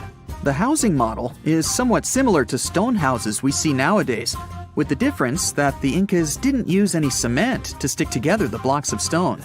Yet, they fit seamlessly on top of each other. Not only that, the Incas must have developed a rudimentary yet effective anti-earthquake technology, since in the event of a quake, the rocks would shake without falling out of place. If Machu Picchu had been built today, it would have cost over $70 million to finish the entire thing. The purpose of the site is still a mystery to many historians. Theories suggest that it could have been built as a ceremonial site, a safety base for the Inca people, or even a retreat for royalty. What we know for a fact is that in the 16th century, 100 years after Machu Picchu was built, its population abandoned it, with tree roots taking over the majority of the site and keeping it hidden from humankind for over 4 centuries. It wasn't until the 20th century that the world was reintroduced to Machu Picchu when a Peruvian farmer led Yale University professor Hiram Bingham III to visit the site. Since then, Bingham and many other explorers dedicated their lives and research to studying the archaeological wonder of Machu Picchu. Now, for the next stop on our time-traveling vehicle, the city of Pompeii in Italy. Pompeii has crowded our collective imagination for many years. The eruption of the Mount Vesuvius volcano in 79 AD and the destruction of an entire city is hopefully not something that will happen again. But I bet you're wondering, what did Pompeii look like on its last day? It took 18 hours for Pompeii's streets, markets, houses, and forums to be buried under millions of tons of volcanic ash. Thanks to some clever scientists, we discovered that the lava and ashes that covered Pompeii on its very last day actually helped to freeze the city in time. Different from ice, the cloud of ashes did not preserve the city intact, but as the items disintegrated over 2,000 years, they left voids under the earth. Archaeologists found that if they filled these voids with plaster, the shape of the buried city would soon reveal itself. And that's exactly what happened. Of course, it was nothing like the bustling city of 12,000 people that had existed for many years before the fateful eruption. Pompeii was a vibrant and rich municipality. The site's ruins revealed that many areas of Pompeii boasted impressive houses, some with balconies, which was a sign of great wealth at the time. And, believe it or not, even some artwork survived the eruption. Archaeologists found well-preserved frescoes and murals of mythological creatures, all indicating that members of the high society lived there. Ruins show the city even had thermal baths and showers made with luxurious materials. Oh, and apparently, the people of Pompeii had amazing teeth. Yes, archaeologists could see even that tiny level of detail from the plaster molds they recovered from underground. Still in the Italian territory, we find one of the world's biggest tourist attractions, the Roman Colosseum. It was built as an amphitheater during the reign of Emperor Vespasian, around 70 AD. It wasn't until 80 AD that Vespasian's son, Emperor Titus, inaugurated the Colosseum. The monument was something to behold, with 157-foot-tall walls, over 80 entrances, and the capacity to host 87,000 people. All social classes and groups were welcome at the Colosseum, and this partly explains why it flourished for so many centuries. During the decline of the Roman Empire, around the 6th century AD, the Colosseum started being neglected and abandoned. The monument was looted, and some of its columns and stones were used to build infrastructure elsewhere. Only 1/3 of the original Colosseum still remains, and if it's big now, imagine what it once was. Greece was home to one of the world's largest empires. At the height of this empire, literally and historically speaking, more or less 2,400 years ago, the Greeks built a citadel known as the Acropolis. The Acropolis, which is composed of historical buildings, is considered to be one of the biggest landmarks of Western civilization to date. Tourists that visit the capital city of Athens today may be faced with yellowish and broken pillars of the Parthenon standing way up high in one of the city's hills. But way back when it was built, between 447 and 432 BCE, the imposing and majestic Parthenon was purely white, as the entire monument was built with gleaming white marble. The statues inside were made of gold. The Parthenon is a 23,000 square foot temple held up by 69 marble columns. The largest blocks of marble are massive, weighing around 10 tons each.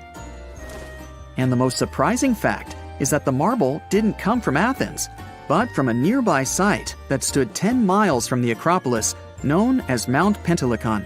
Historians intrigued by where the primary material for building the Acropolis came from found tiny and big blocks of marble all scattered around the floor of Mount Pentelicon.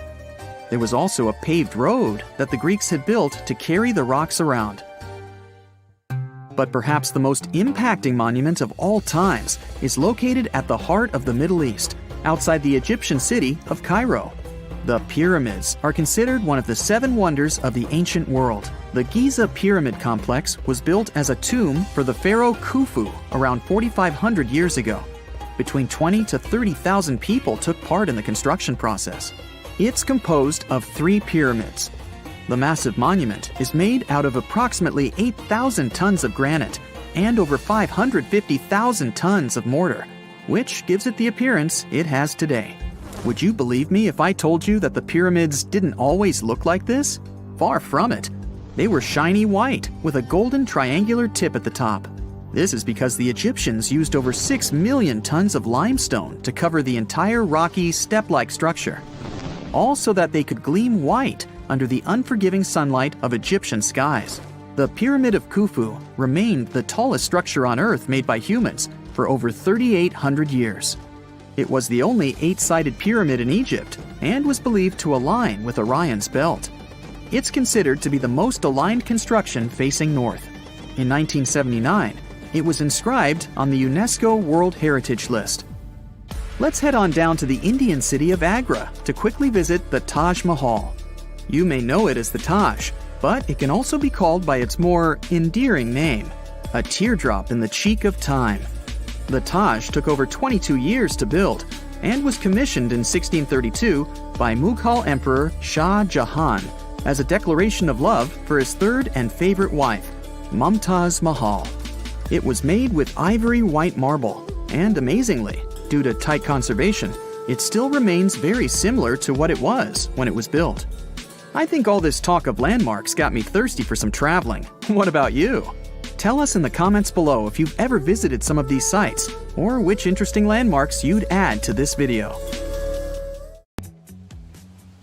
Hey, if you think Stonehenge is one of the oldest stone monuments ever, well, let me introduce you to Göbekli Tepe. Buckle up, we gotta travel to Turkey to meet this really old guy. Yeah, he's too old to travel. Jokes aside, Göbekli Tepe, an archaeological site located in southeastern Turkey that dates back to the Neolithic period, around 10,000 BCE. It's considered to be one of the oldest and most significant archaeological discoveries in recent times. The site consists of a series of circular and rectangular structures made of stone pillars. Yeah, it does look like its younger brother Stonehenge. Some of those pillars are decorated with intricate carvings of animals and other symbols. Now, you may be wondering, hey, why on earth did they make such a fascinating building? What was its purpose? Sorry, I got no answer for that. The purpose of the site is still unknown, but it is believed to have been a ceremonial center for the ancient people who lived in the area. The discovery of Göbekli Tepe has challenged long-held beliefs about the development of human civilization, as it suggests that complex societies may have emerged much earlier than previously thought. Okay, pack your stuff, our travels just started. Next destination, Masada. It's an ancient fortress located in Israel on a plateau overlooking the Dead Sea. Hey, look at that view, spectacular, huh? It was built by King Herod the Great in the 1st century BCE, and it was very smartly built. Within the fortress, there were various facilities such as storehouses, barracks, a palace, and a set of cisterns capable of holding approximately 40,000 cubic meters of rainwater. People living there believed that the collected runoff from a single day's rainfall could provide sustenance for over 1,000 individuals for a period of 2 to 3 years. Access to the fortress was limited to 3 steep and winding paths leading up to fortified gates. Still, at one point, the fortress was occupied by people who had fled Jerusalem after the city was captured by the Romans.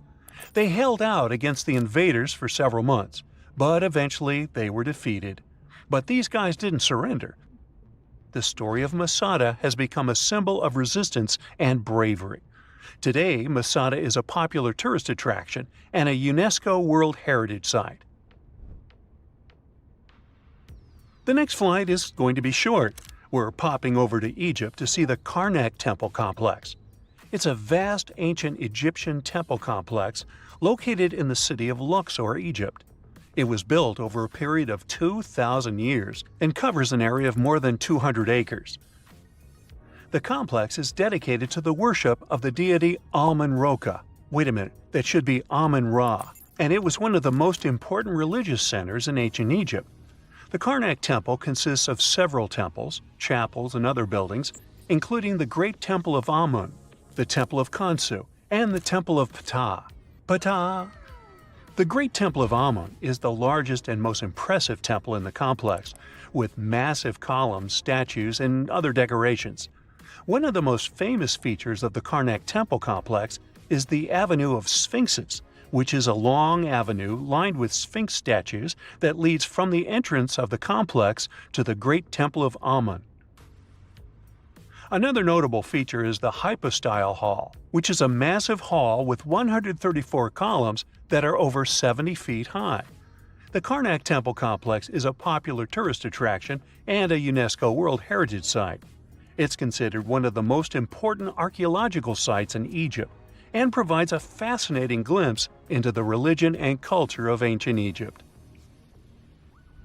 Hey, we can't hop on the next flight and leave Egypt until we see the Pyramid of Djoser. It has another name, by the way. It's also known as the Step Pyramid. This ancient Egyptian site is located in Saqqara.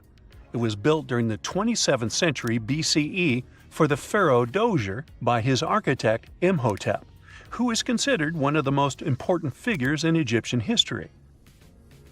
People believe this pyramid is the first monumental structure built entirely of stone and is an important example of early Egyptian architecture. The pyramid originally stood at 203 feet tall and was surrounded by a complex of buildings and courtyards. It was constructed in 6 layers, each smaller than the one below it, giving it the distinctive step-like appearance. The pyramid was used as a burial place for Pharaoh Djoser and was surrounded by a vast necropolis that contained the tombs of many other important officials. The Grateful Dead? The Pyramid of Djoser has several renovations and additions over the centuries, including the addition of a limestone casing that covered the original step structure. However, much of the pyramid was destroyed over time, and today only the central core remains. Despite this, it remains an important archaeological site and a popular tourist attraction in Egypt. Alrighty, we're ready to move on. There's one more pretty recent discovery we gotta see today. The Tower of Jericho was only discovered during excavations in the 1950s and 60s. It's an ancient stone tower located in the city of Jericho in the West Bank. Just like Göbekli Tepe, this one is believed to be one of the oldest stone structures in the world, dating back to approximately 8000 BCE. The tower stands at over 28 feet tall. It's made up of two main sections, an inner tower and an outer tower, which are connected by a series of stairs. The purpose of the Tower of Jericho is not entirely clear, but it is believed to have served as a defensive structure or a watchtower. It may have also had religious significance, as it was located near a sacred spring. The Tower of Jericho is a significant archaeological site and has provided valuable insights into the early history of human civilization. It's open to visitors and is a popular destination for tourists interested in ancient history. Now, this ancient site even got attention from Netflix, and they made a movie where the action takes place in Mohenjo-Daro. This site was a major center of the Indus Valley civilization in present-day Pakistan. Mohenjo-Daro was one of the largest cities of the ancient world, with a population estimated to have been around 40,000 in its peak. Trust me, that must have been a crazy megalopolis back then. The city was notable for its advanced urban planning, with sophisticated drainage and sanitation systems, and its impressive architecture, including the Great Bath and the Granary. Mohenjo-Daro was abandoned around 1900 BCE, and its ruins were only rediscovered in the 1920s. Today, it is a UNESCO World Heritage Site and an important archaeological site for the study of ancient South Asian civilization. We're heading to a teeny-tiny country that has quite an impressive history. Welcome to Malta. The Xigantia Temples are a Neolithic site located on the Mediterranean island of Gozo. They're probably one of the oldest freestanding structures in the world, dating back to around 3600 to 3200 BCE. The temples consist of two megalithic structures, each with multiple rooms and altars. The name Xigantia means giant tower in Maltese, as people believe that only giants could have built such massive structures. The temples are believed to have been used for religious purposes and are considered to be an important example of prehistoric architecture. They were added to the UNESCO World Heritage List in 1980. Well, you must be pretty tired, but there's one more place we gotta visit today. Our plane is already landing in Armenia, and we're here to see the Temple of Garni. Look, this one is well preserved. This temple dates back to the 1st century CE. It was built by King Tiridates I as a dedication to the sun deity Mir. Sadly, the temple was destroyed in the 17th century during an earthquake, which is quite a common thing for this area, but it was later reconstructed in the 20th century. Today, it's a popular tourist attraction and is also listed as a UNESCO World Heritage Site. Whenever you hear about ancient ruins, you almost never picture them being suspended somewhere, or just randomly hanging on the branch of a tree, right? In fact, for most of the ancient artifacts we have exposed in museums all over the world, archaeologists did quite an impressive amount of digging. You see, buildings have this funny way of fading away over time if not properly taken care of. Sometimes we need to reuse some building materials, so an older construction may be sacrificed in the process. Other times, houses are abandoned, and once they are exposed to the elements on the surface, like rain or sunlight, they don't really stand a chance. Some just simply crumble away due to good old erosion. So the only way a piece of architecture can survive the test of time is if it's somehow gotten buried deep down. Now, how did they end up buried in the first place? Well, it's quite the comedy of errors. Ancient cities had a habit of gradually raising their ground level like a kid adding toppings to their ice cream sundae. You see, these settlements were always busy collecting food and building materials to keep up with their ever-growing population. But hey, who has time to deal with waste and rubbish? It wasn't exactly high on their to-do list back in the day. So when it came to building new houses, Ancient civilizations found it much easier to save their sweat and tears by piling up the rubble and constructing right on top. But that's not all. Rivers would also occasionally flood and deposit a layer of sediment on the city floors, further encapsulating those ancient constructions. And in those dry regions like the desert, where the wind likes to show off its sand and dust dance moves, you can bet it was a constant struggle to keep the establishments clean. One hilarious example is the Sphinx, which had its head buried in sand until a group of archaeologists unearthed it in 1817. Some ancient towns eventually got covered up because they were completely abandoned. With less human activity to control their expansion, plant seeds couldn't resist the opportunity and sprouted all over the place. They gobbled up carbon dioxide from the air and grew, adding more and more bulk to the ground. Those cheeky roots even decided to stabilize the soil made from decaying plant matter, creating layers upon layers of earthy goodness. It's like the ultimate DIY project Mother Nature embarked on, with plants as her loyal helpers. The act of digging into the secrets of ancient civilizations is not just about unearthing a lost world. It's also an epic quest to reveal the hidden treasures beneath layers of history. But how do archaeologists know where to dig in the first place? If everything is covered in layers upon layers of sediments, debris, and plant roots, they must have some sort of system they rely on before embarking on a new project, right? For starters, they're not always the ones suggesting an archaeological dig in a certain location. Let me explain. Let's say you're a contractor and you want to build a new fancy apartment complex in your city. Some local legislations have certain requirements before your project can start, though.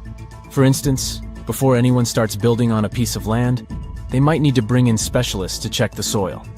These clever folks can be archaeologists, geologists, or paleontologists, and they need to keep an eye on things during development. If any artifacts or ecofacts, fancy word for organic remnants, are discovered, these experts swoop in to excavate and study them. But what about sites that have nothing to do with bulldozers and yellow hats? Archaeologists have more than one trick up their sleeves when it comes to locating ancient hotspots. They dive deep into historic records with a healthy dose of detective work. By sniffing out old documents and maps, they can piece together the puzzle of human activity in a specific area. If a site has been visited before, it's even better. Finding records of past excavations or historical accounts can give archaeologists lots of information on where to continue their treasure hunt. Before archaeologists start swinging their shovels, they engage in a bit of a visual scan mission. Armed with a grid system, they'll stroll around the site, keeping their eyes peeled for any artifacts that might be hiding just beneath the Earth's upper layer. From groundstone tools to historic glass and even ancient garbage dumps, yes, they're also valuable. These keen-eyed explorers can spot signs of human activity faster than most people. If they stumble upon midden soil, fancy term for a garbage dump, they know for sure that humans once called this place home. Archaeologists don't just rely on their trusty shovels, though. They have an arsenal of gadgets to aid in their search for hidden wonders. Geophysical tools are like their secret weapons. Take the resistivity meter, for example.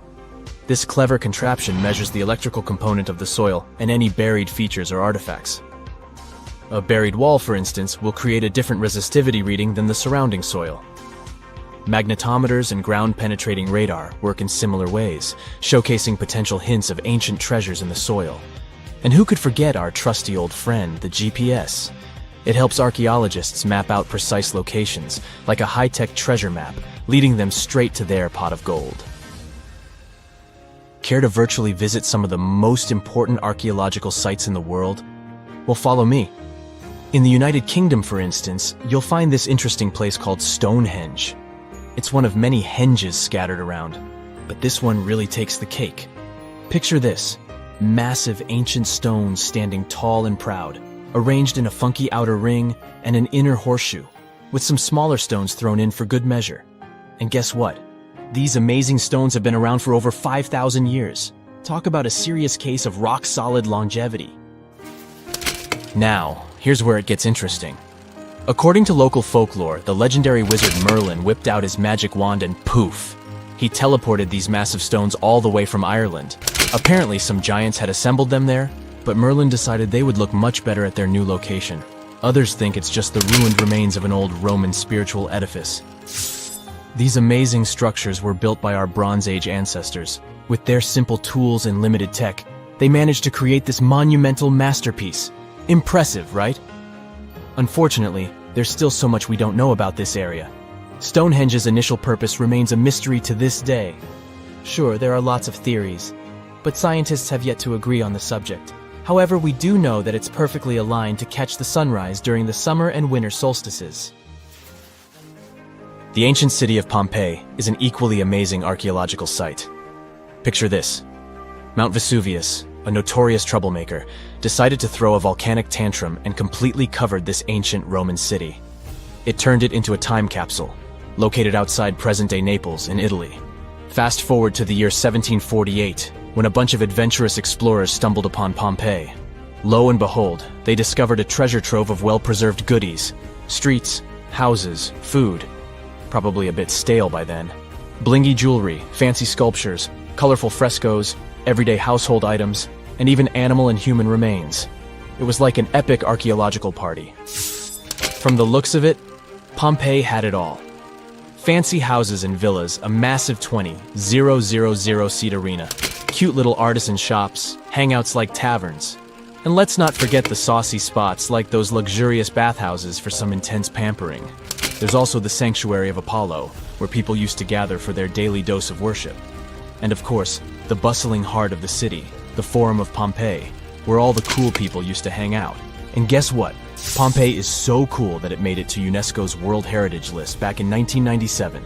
That's like the ultimate Hall of Fame for historical awesomeness. It also includes many other famous buildings and sites, like the Taj Mahal in India and the Acropolis of Athens in Greece. In February 1961, 3 adventurous rock lovers were searching for geodes near Olancha, California. They took one of their findings home and studied it because it looked pretty unusual. They managed to cut through the matrix and discovered something unexpected inside.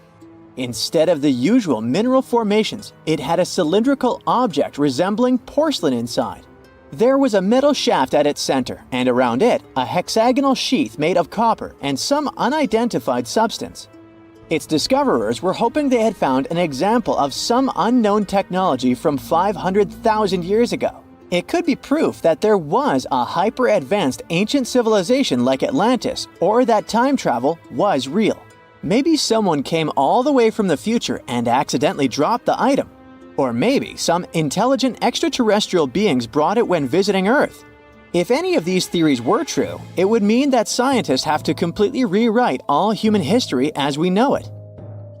But not everyone shared the excitement, and truth seekers and alternative archaeology circles were trying to solve the mystery of the so-called Koso artifact until the late 90s with theories and debates. Then a group of skeptics took images and x-rays of the discovery and showed them to spark plug collectors. They have identified the artifact as a spark plug with corroded metal components from the 1920s and not ancient technology at all. Almost 20 years later, one of the co-discoverers of the artifact agreed to take it for inspection at the University of Washington. They officially confirmed it was a 1920s-era champion spark plug. And the stone matrix containing the artifact wasn't a geode, but a concretion. Those can form because of natural processes over decades or years, but not millennia. The Koso artifact is a good example of an out-of-place artifact, which is a thing in pseudo-archaeology. It's something found in a place or time where it shouldn't logically be. These artifacts seem too advanced for the time period they're found in. They could also mean human activity existed when humans weren't supposed to be around. The Baghdad Battery is another example of such an artifact. It was found in the 1930s by a German archaeologist and consists of a clay jar, a copper cylinder, and an iron rod going through the jar's stopper. Its top, which was broken off, probably had been sealed with asphalt. Its discoverer noticed that it had 2 different metals and possibly an electrolyte, which are key components of a battery. There are no ancient writings to support this theory, but when scientists ran tests and filled it with an ionic solution like vinegar or wine, it showed that it could conduct electricity. If it really was a battery from 2,000 years ago, it might have been used in ancient medical practices, or even embedded in statues to make it look like they were buzzing to impress people. Kionich, who found it, believed it was used for electroplating, a process for coating metals. Even if it was used as a battery, the Baghdad artifact could only produce a small amount of energy, around 1 volt of electricity. So, some people believe it was used as a storage container for sacred scrolls. Back in the 1930s, a couple stumbled upon something strange while walking along Red Creek in London, Texas. It was a piece of wood sticking out of what looked like an ancient rock formation. Around a decade later, their son, who was really curious to find out its secret, decided to crack open the rock and found a surprisingly modern hammer inside. This discovery caught the attention of Carl Bau, a young Earth creationist who claimed the rock surrounding the hammer dated back to the Cretaceous period. He saw it as evidence against evolutionary theory. After some investigation, scientists proved that the rock was not as ancient as it seemed. Geological processes have just encased the modern hammer over time, so it wasn't evidence of humans coexisting with dinosaurs like the Flintstones, as some hoped. It was just a case of a miner dropping his hammer centuries ago and nature doing its thing. A Chinese archaeologist supposedly stumbled upon some caves that seemed to serve as a burial ground for small beings with big, oval heads. Alongside these remains, there was rock art depicting figures with round helmets, the sun, the moon, the earth, and stars connected by groups of pea-sized dots. They also found over 700 mysterious stone discs etched with spiral grooves. Things got even weirder when these discs were sent to a Chinese professor who claimed the grooves were actually written characters. According to his translation, the discs told the tale of Dropa visitors from another planet who had crashed their spaceship on Earth about 12,000 years ago and had tried to live among us until they were hunted down by locals. But there's no concrete evidence that any of this actually happened. The story was first published back in the 1960s in a couple of articles, but it all seemed a bit fishy. None of the people involved, the archaeologist, the professor, or even the university they supposedly worked at, seemed to have left any trace in the records. And while there is a group in Tibet called the Dropka, they're fully human, not extraterrestrial visitors, and there's no solid proof that the Dropa stones exist at all. In a remote part of China, there are some bizarre pipe-like formations known as the Beigan pipes. A local explorer found them back in 1996, protruding from Mount Beigan and along the shores of Tosan Lake nearby. Some people thought they were the work of ancient guests from other planets. When samples of the pipe material were tested, they contained mostly common minerals, but there was a mysterious 8% of unknown stuff. Special testing revealed that these pipes had been there before humans. Chinese geologists later visited the site and suggested that these pipes were formed naturally over time. It could be sediment piling up in the fissures in the earth, or even fossilized tree roots from the area's lush past, but it's not certain. There's a mysterious terracotta head in Mexico with a hard-to-pronounce name, discovered back in the 1930s during a burial excavation. This head looked a lot like fancy Roman statues, so it wasn't clear what it was doing in Mexico. For some reason, the discoverer kept it secret for several decades. The head was found in a pyramid with 3 floors about 40 miles from Mexico City, alongside gold, copper, and pottery. Some argue that if this head really is many centuries old, it could mean the Romans or some other civilization had made it to Mesoamerica before Columbus did. There are also drift voyage theories mentioning a shipwreck after which some artifacts and survivors made it ashore. Some suggest that this figurine head was a little souvenir brought over by the Vikings. But there's no solid archaeological proof of the Vikings meeting the folks in Mesoamerica. There are some artifacts floating around, but none of them have been stamped as undeniable evidence of pre-Columbian contact. So the mystery of how this head ended up where it did remains unsolved. While digging a trench along a river in Romania, workers found a wedge, which is now famous as the aluminum wedge of Ajud, or the object of Ajud. Right next to it, there were some mastodon bones. Those distant relatives of elephants lived 11,000 years ago, so the wedge is probably of the same age. The cool part is that it's made of aluminum, a metal not even discovered until the 1800s. This material requires serious heat to produce. The wedge is also covered in a thick layer of oxide that's been sitting there for hundreds of years. Some folks believe this wedge must have crash-landed here on a spacecraft from some other planet. Some scientists think it's all a hoax, and others suppose it might be a human-made object with an unknown purpose. Before we get into the reason why and how there are pyramids all around the world, let's talk about some of the examples. I'll start with the Pyramid of the Sun in Mexico. These folks really knew how to build a city. Their well-planned urban center spanned over 7 square miles and boasted several pyramids. But the Pyramid of the Sun is the most impressive. This giant pyramid was built way back in 100 CE and is one of the biggest structures of its kind in the whole Western Hemisphere. It's so big that it's 216 feet high above the ground.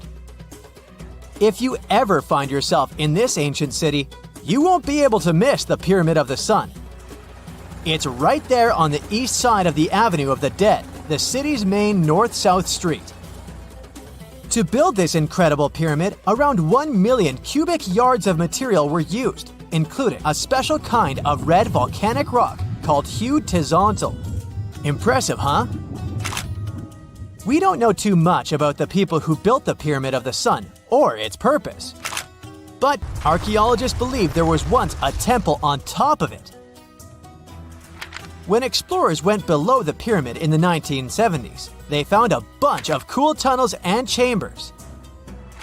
In 2011, they even found a secret stash of clay pots, obsidian pieces, animal bones, human figurines, and a mask. Who knows what other secrets the pyramid is hiding? If you decide to see this one, you must climb the pyramid using the 248 uneven steps on the west side. Watch your step. Sudan got some pyramids too. Nubian pyramids aren't as big as the ones in Egypt, but they still got around 200 of them. These ancient pyramids have been home to the tombs of the pharaohs of the Meroitic Kingdom for almost 1,000 years, who ruled Egypt from Nubia to the Mediterranean Sea. The pyramids at Meroe were constructed using granite and reddish sandstone. Oh, and did you know that Sudan has more ancient pyramids than Egypt? The Kushite pyramids depict the indigenous architecture and burial traditions of Nubia's Napata and Meroe kingdoms, which ancient Egypt influenced. Meroe, the burial site of over 40 queens and kings, is the most extensive Nubian pyramid site. The tomb walls depict mummified royals bedecked in jewelry, their wooden caskets containing bows, quivers of arrows, and other artifacts pointing to the Meroitic relationship and trade with Egyptian and Greek civilizations. So if you're looking for some ancient tombs to explore, you may consider skipping the crowds in Egypt and heading on down to Sudan. Let's fly to Iraq to see some more pyramids. Ziggurats have fancy receding layers and tiered temples. Instead of a smooth exterior, it has tiers like a cake. Perfect for all the important work and rituals that went on inside. You can find these towering structures scattered throughout Iraq and Iran, and they're a real testament to the power and skills of the people who built them. One of the biggest and most impressive ziggurats is the ziggurat at Ur.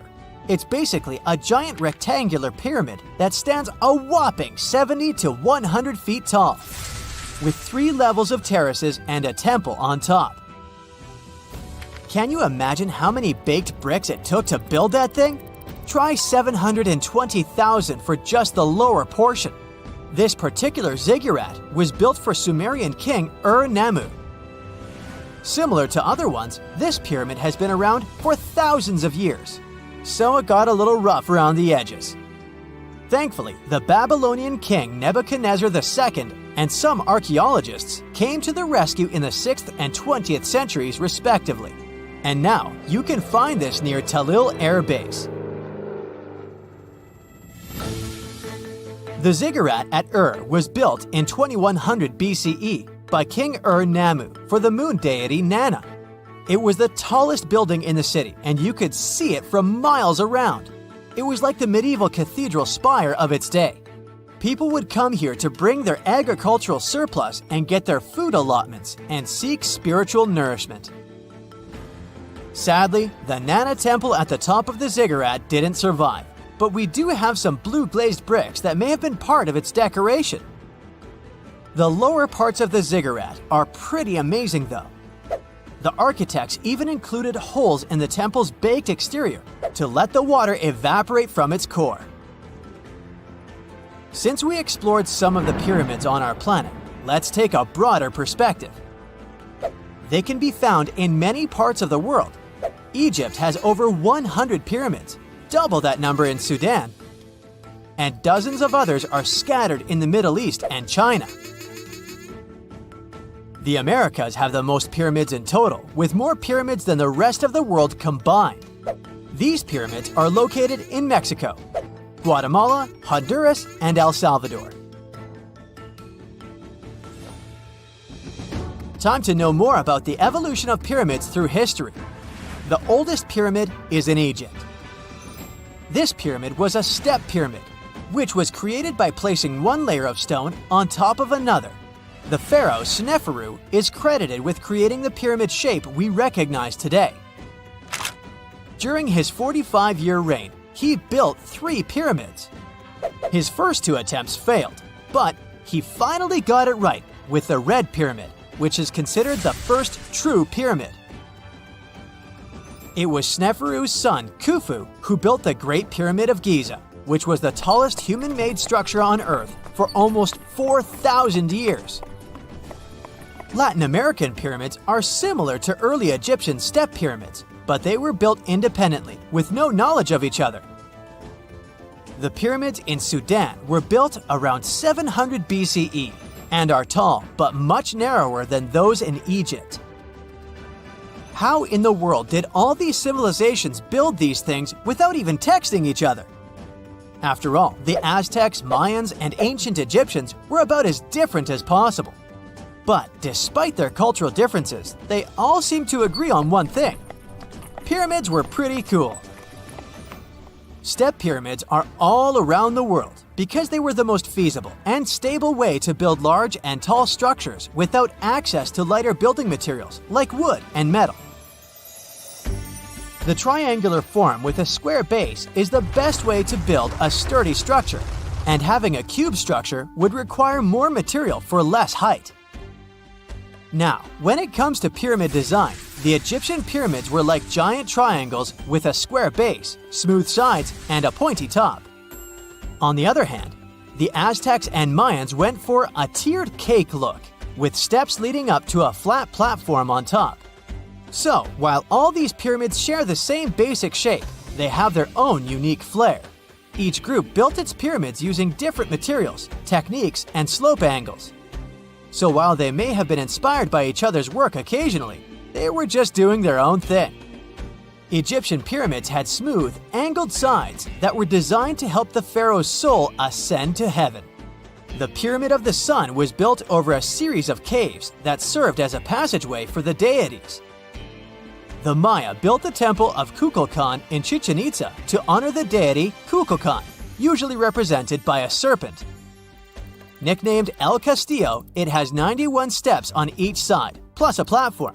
That's 365 steps, one for each day of the Mayan calendar. Tell me, Brightsiders, how were pyramids built? To begin with, humans made them, not a foreign race from space that landed on Earth. You see, one thing that all pyramids have in common is that they were built without advanced tools or even the wheel. It took a lot of people to build them, including skilled laborers and architects. For example, it's estimated that 20,000 people built the Great Pyramid of Giza, and it's believed that most of them were skilled laborers. Building pyramids was a massive undertaking that required years of planning and effort. The Great Pyramid at Cholula, Mexico, took 600 years to complete. There are entire communities of unusual tiny organisms that live in lagoons in Patagonia, and they are some of the first forms of life ever. No one had known about them until two scientists, Brian and Maria, went to explore certain areas in Patagonia. Now, Patagonia occupies nearly half of Argentina, and few people live there, only some farmers and sheep ranchers that mostly stay near rivers and grow things such as apples, pears, and alfalfa. A long time ago, it was a wild and distant place where Indian tribes lived.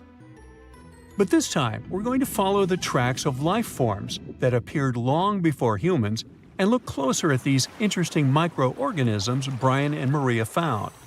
Those two had to drive for 9 hours on some rough roads to reach their destination. They stayed in a small village. Only 35 people live there. These people depend on just one spring because it almost never rains there. On the last night in the village, Brian realized that satellite images he had taken had shown a set of lagoons that were only 10 miles away. The next day, the small team jumped into a car and went up the road as far as they could until it became too difficult to drive. They continued hiking the rest of the way. It was hard because they had to carry water to deal with the intense sunlight. In some spots, they ended up sinking up to their knees in a slush made of salt. Up there were 12 lagoons with perfectly clear waters. The place itself didn't offer much except for very acidic and salty water and intense direct sunlight. But it was kind of like traveling back in time, because those conditions were like what Earth looked like many, many years ago. When Brian examined the lagoons, he was surprised to see many unusual microorganisms there. We call them stromatolites, and they're so small we can't even see them without a microscope. But they get together and form large communities. In the past, many unusual species lived this way. For example, cyanobacteria. They were important back in their time because they produced oxygen. Earth, in its initial stages, didn't have much of this gas in its atmosphere. The first stromatolites might have been formed by diverse types of bacteria that didn't necessarily produce any oxygen, but were just living their peaceful life there. They formed layers, piling on top of one another, so that at least some of them could get a bit of sunlight. They used sand and sticky liquids to stay close together. Brian was also incredibly surprised because those were the biggest living stromatolites he had ever seen. Living stromatolites usually grow to be over 3.3 feet high, but the newly found ones were 15 feet wide and a few feet tall, which is giant compared to those living in other places. And fossilized ones were even larger. A long time ago, they could grow bigger than today because there weren't many other species that could eat or harm them.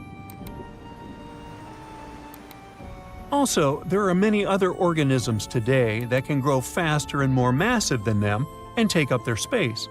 That's why stromatolites can only survive in rare places where hardly anything else can live, like in these very salty lagoons located high above sea level in Punta de Atacama. The stromatolites found there are the most famous ones because they might be some of the best examples of the earliest life on our planet. But they're not actually the first form of life on Earth. The oldest of their fossils are 3.5 billion years old, while some other evidence we have tells us that life on our planet appeared around 4.1 billion years ago. Maybe some stromatolites lived back then as well. But Earth has changed a lot since then, and the places where they might have lived haven't survived. Now, all this may not seem like a lot at first glance, because no one has found an exotic and weird beast our world has never seen. But these are notable examples of what searching for life somewhere else in the universe might look like. Scientists who are interested in studying Mars often come to this place, since it might be similar to what the red planet looked like an exceptionally long time ago. If there were fossils hidden in the ancient rocks on Mars, they might look like these stromatolites. Another faraway land has revealed some of its secrets. It's Antarctica, with an ancient lost world found under its ice. Antarctica hasn't always been this frosty, isolated land of snow and ice sheets. Once it used to be part of the Gondwana supercontinent, together with what is now South America, Africa, Australia, the Arabian Peninsula, and the Indian subcontinent. But at some point, it split off and went to build a life on its own. It formed as other landmasses started to move away, which created its coastline. But Antarctica was different in many other ways back then too. It used to be a land covered in magnificent forests and rivers full of life. Scientists used radar and satellites to explore a mysterious world hidden under the ice there. This ancient land, which is close to the Indian Ocean, is as big as the U.S. state of Maryland or Belgium. It's more than 14 million years old. Some studies say that this area formed over 34 million years ago, which was way before Antarctica got into its deep freeze. At first, temperatures there were higher, possibly like the weather in Patagonia or the cold, temperate rainforests of Tasmania, New Zealand, or maybe even more tropical than that. But as the climate became cooler, small glaciers started forming on hills close to the rivers. Valleys sunk deeper because of all that ice covering them. And then, temperatures dropped even lower, and a giant layer of ice covered the entire continent, hiding those old glaciers. Rivers shaped this lost world a long time ago, way before it ended up covered in ice that's almost 2 miles thick in some spots. Scientific studies of this area showed that those landscapes had been full of highlands and mountains. The ice that formed over Antarctica made the whole area very cold, so the landscape couldn't erode anymore. This means everything has remained basically the same and untouched under the ice for millions and millions of years. What's interesting is that we know less about this land hidden under the ice than about the surface of Mars. One way to explore it would be to drill through these ice sheets to check for samples of sediments below. They could tell us more about the ancient flora and fauna frozen underneath. It's not a new method. A similar method was used to collect 2-million-year-old samples in Greenland. Australia has a secret world too. Ancient organisms were found hidden in rocks in the northern parts of the continent that are about 1.6 billion years old. These microscopic things are part of a family called eukaryotes. The members of this family that exist today include plants, fungi, animals, and even those tiny organisms with just one cell, such as amoeba. All living things with nuclei in their cells, including us, can trace their family tree back to one of the oldest members of this family. That one is called the last eukaryotic common ancestor, and it lived more than 1.2 billion years ago. Those ancient organisms were more complex and bigger than bacteria. Maybe they were the first predators on Earth, hunting bacteria.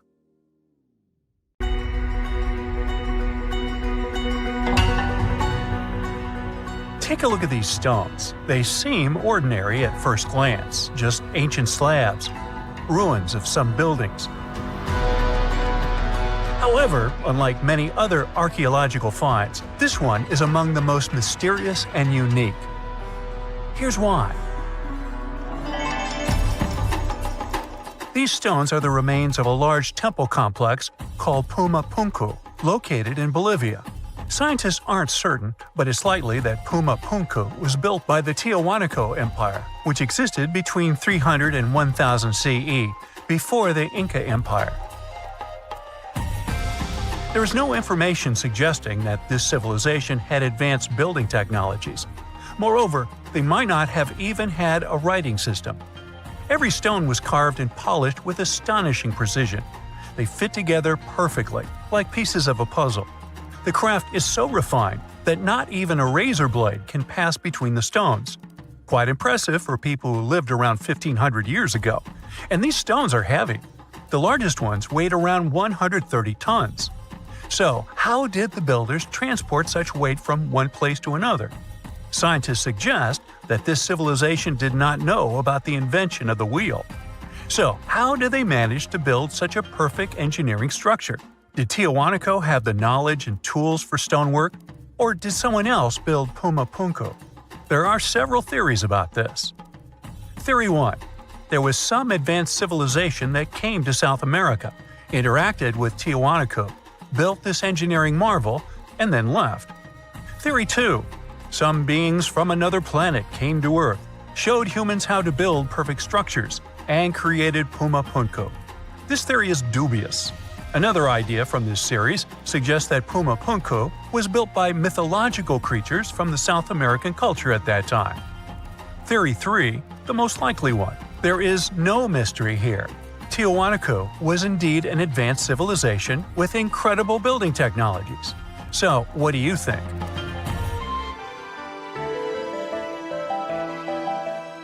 Okay, we've seen some pretty rectangular stones used for building a temple.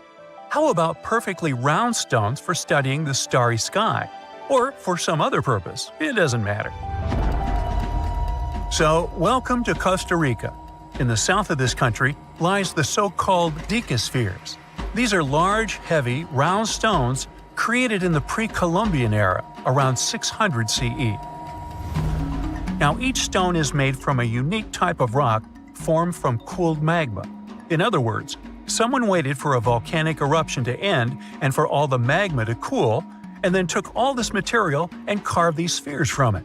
But how did they achieve such a perfect shape?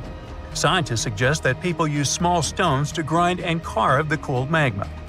Some specialists think that the stones were made for navigation. They could have indicated the way to certain places. Another theory claims that the deca squares were used for astronomy. No one knows for sure. We may never get the answer to this question because the people who knew the secret of the stones disappeared after the Spanish expansion.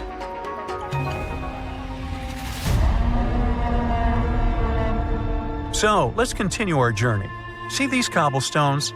Archaeologists still don't know why they're arranged along a long stretch of desert crossing Jordan and Israel. These strange stones form a chain of lines 40 miles long and have been here since around 300 BCE. Because they were discovered by pilots during flights about 100 years ago, some call these stones kites. One of the more popular theories suggests that people placed these structures here to lure animals into a pit where they could be caught. Apparently, ancient hunters knew the behavior of local fauna well, and were sure the animals would somehow walk along these stones, ending up in an open area with a pit where hunters could easily do their work. Perfectly smooth rectangular and square stones, round stones, stone traps for animals. What's next? How about a stone canvas or stone painting? To see this ancient artifact, we'll travel to Glasgow, Scotland, where archaeologists unearthed a stone slab created about 5,000 years ago. It is called the Cockno Stone. The slab measures 43 by 26 feet, about half a basketball court. And this entire area is filled with strange swirling patterns that scientists call cup and ring marks. But what do they mean? As usual, scientists don't know for sure. But one theory suggests that the inscriptions on the stone are somehow related to astronomical phenomena, such as lunar or solar eclipses. Maybe it was a star map, or maybe people just wanted to create a work of art. In any case, there is another interesting fact related to the cup and ring marks. Scientists have found similar drawings in other prehistoric sites around the world. Okay, let's step away from mysterious stones and look at some other archaeological mysteries. Here is the approximate order of civilization development starting from 8000 BCE, according to scientists. First, people settle in one place and build a city or settlement there. Then they engage in agriculture, and after that, they build temples. But in 1994, archaeologists said, no, the order might have been different. What if people first built temples to worship higher mythical beings and only then built cities and engaged in agriculture? Let's go to Turkey, to the rural area of Göbekli Tepe, where in the mid-1990s, archaeologists discovered several stone pillars with carved animals on them. This ancient structure dates back to around the 10th millennium BCE. Now, this place is considered one of the oldest places of worship in the world. Most likely, it was built by semi-nomadic hunters who knew nothing about agriculture because it appeared in this region 5 centuries later. Now, scientists are wondering, is it true that such structures led to the settlement of the area? The answer to this question may help understand the mindset and development of humanity in many parts of our planet. So, would you like a scroll with the location of a treasure marked on it? You could say you already have one. Check it out yourself. Just Google the Copper Scroll Treasure. Download a high-resolution photo of the scroll and follow the instructions. Oops! The instructions are written in an incomprehensible language. Scientists have been trying to decipher this message since the scroll was discovered in 1952 in Qumran, and the answer is still not found. According to one theory, the scroll contains information about a large amount of silver and gold. But even if the treasure does not exist, this artifact is still quite interesting to study. It was created around 2,000 years ago, during the time when the Roman Empire ruled over the settlement of Qumran. Perhaps the local residents hid their valuables from the Roman legionnaires and left such a map for their descendants. When you approach this archaeological wonder, you won't notice anything. But if you rise into the air and look down at the ground, you'll see amazing patterns created by the people of the Nazca culture. This discovery is called the Nazca Lines. Pilots and passengers of commercial aircraft first noticed them in the 1920s and 30s during flights over Peru. These large drawings consist of geometric lines, complex images of animals, and whimsical figures. More than 2,000 years ago, people removed part of the surface soil of this land and created these patterns. But why? The Nazca Lines continue to captivate researchers and enthusiasts alike. Recent technological advancements, such as drone imagery and satellite mapping, have provided new insights into these enigmatic formations. Some researchers are now exploring the possibility that the lines serve multiple purposes, including communication with someone not from our world. And to some extent, this is true. Some scientists believe that the Nazca Lines were a ritual method for communicating with the deities of the Nazca civilization. Studying these archaeological wonders not only enriches our knowledge of the past, but also inspires us to appreciate the ingenuity and creativity of the human spirit.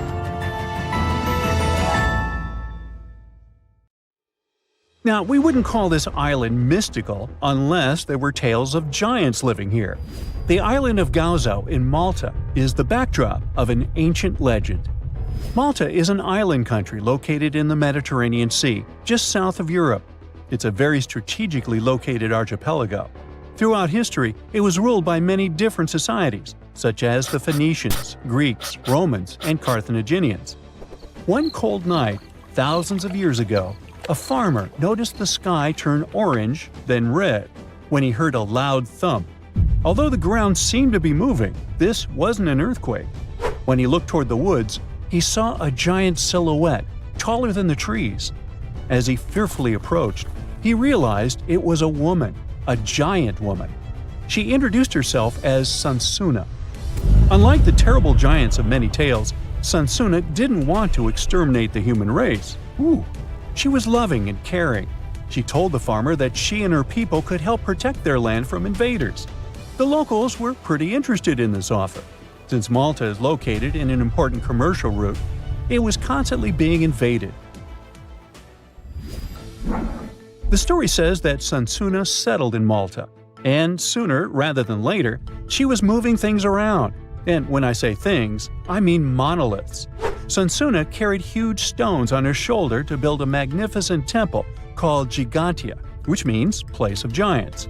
She even did this while holding her half-giant, half-human kid on the other shoulder. Some say Sansuna lived exclusively on beans and honey, although others replace honey with water. The funniest bit here is that Malta is the 10th smallest country in the world, but it somehow managed to host giants. Hey, go figure. The temple looked like a giant game of Tetris, with some stones weighing as much as 20 elephants. Some of these monolithic rocks are so heavy, scholars guess it would take 50 men working together to lift just one stone. Now, as much as this is entertaining, humans never proved giants were real, so this story couldn't be true. There's a brief mention of a species of giants called the Nephilim in some ancient texts. The Nephilims would have been terrible giants that wreaked havoc on the earth and only survived until the Great Flood. But nobody ever found real proof of this species really existing on Earth, until this came along. The world of Maltese archaeology unearthed quite a few shocking things in the past years. One of them are known as the hypogeum skulls. Hypogeum is the Greek word for underground, and this incredible site was discovered in the first decade of the 20th century. Back then, Malta's National Museum director received an important phone call. Someone had accidentally dug some impressive bones and asked him to come check it out. The hypogeum looked like an underground city, filled with mazes and rooms that stretched along multiple floors. They were all made with similar limestones as the Maltese temples above ground. The hypogeum was filled with important relics and artifacts. Scientists quickly understood that the hypogeum was built as a type of final resting place for locals. So, along with skulls, they found a lot of bones and skeletons. One of these artifacts were skulls, but these weren't regular human skulls. Rather, they were of the elongated type. To make matters worse, these skulls were hidden from the public for years. People started to talk and created a bunch of theories behind it. The truth is that this discovery was a turning point for Maltese archaeology, although scientists didn't know what to do with it. Some wondered if these skulls were natural or manipulated, since they knew some cultures in the world used head binds to alter their skulls. Other scientists threw in the hypothesis of little gray people or even the legendary giants. Some say that the elongated skulls could have been sculptures that worshipped otherworldly deities. There was no way to confirm any of these theories, so the question remained: who were the builders of Malta's megalithic temples? Now let's take a look at what scientists know. The Maltese megalithic temples have been standing strong since 3500 BCE, which is even older than the pyramids of Egypt. The main dilemma here is that these temples were built even before we invented writing, yet they required advanced technological skills to exist. The Gigantea Temple seems too absurd to have been built by humans. The South Temple has a corridor with 4 oval rooms on the sides, looking like a big shamrock leaf. In one of these rooms, scientists found altars decorated with spiral patterns. It looked like an altar of some sort, indicating early Maltese people used them for ritualistic purposes. The North Temple is similar but smaller, with a very low entrance that makes people crouch down to get inside. You get it? You need to bow down to their deities in order to get into this sacred place. I mean, one can't help but wonder about the secret reasons these ancient builders had to build such a huge temple. I'm thinking they probably cast one of Daenerys' dragons to move the monoliths around. Yeah, I'm joking here. But hey, remember the entrance to King's Landing? Yup, the series used the Medina Gates in Malta as the exterior of King's Landing during Episode 3 of Season 1. Anyways, back to the giants. The ritualistic theory of the whole thing won a few points when archaeologists uncovered these mysterious figures. They're popularly known as fat ladies. These tiny statues have round bodies and faces that show how much they enjoyed life. They kind of look like a miniature Sunsana, the giantess we talked about. Scientists believe these were statues that celebrated well-being and prosperity. It does prove that the people of the time had advanced craftsmanship skills, and they were pretty intentional with their constructions and art manifestations. One of these statues is known as the Sleeping Lady. This Neolithic piece of art depicts the figure of a large woman lying on her side sleeping. After studying it deeper, scientists guessed this statue was meant to represent the Great Reaper. It was found in the hypogeum, which we now know was a huge resting place. This specific statue is different from all the other fat ladies, starting with the hair and the embroidered skirt. Then there's this statue. This is supposed to represent an 8-foot-tall woman and the rim of her skirt. She was discovered in the most unusual of ways. A farmer was trying to plow his field, but he kept hitting large blocks of stone. All the way back in 1915, the farmer called Malta's National Museum director and asked him to come check it out. Some think this is all the proof you need to confirm that Sunsana was real. Others aren't all that sure.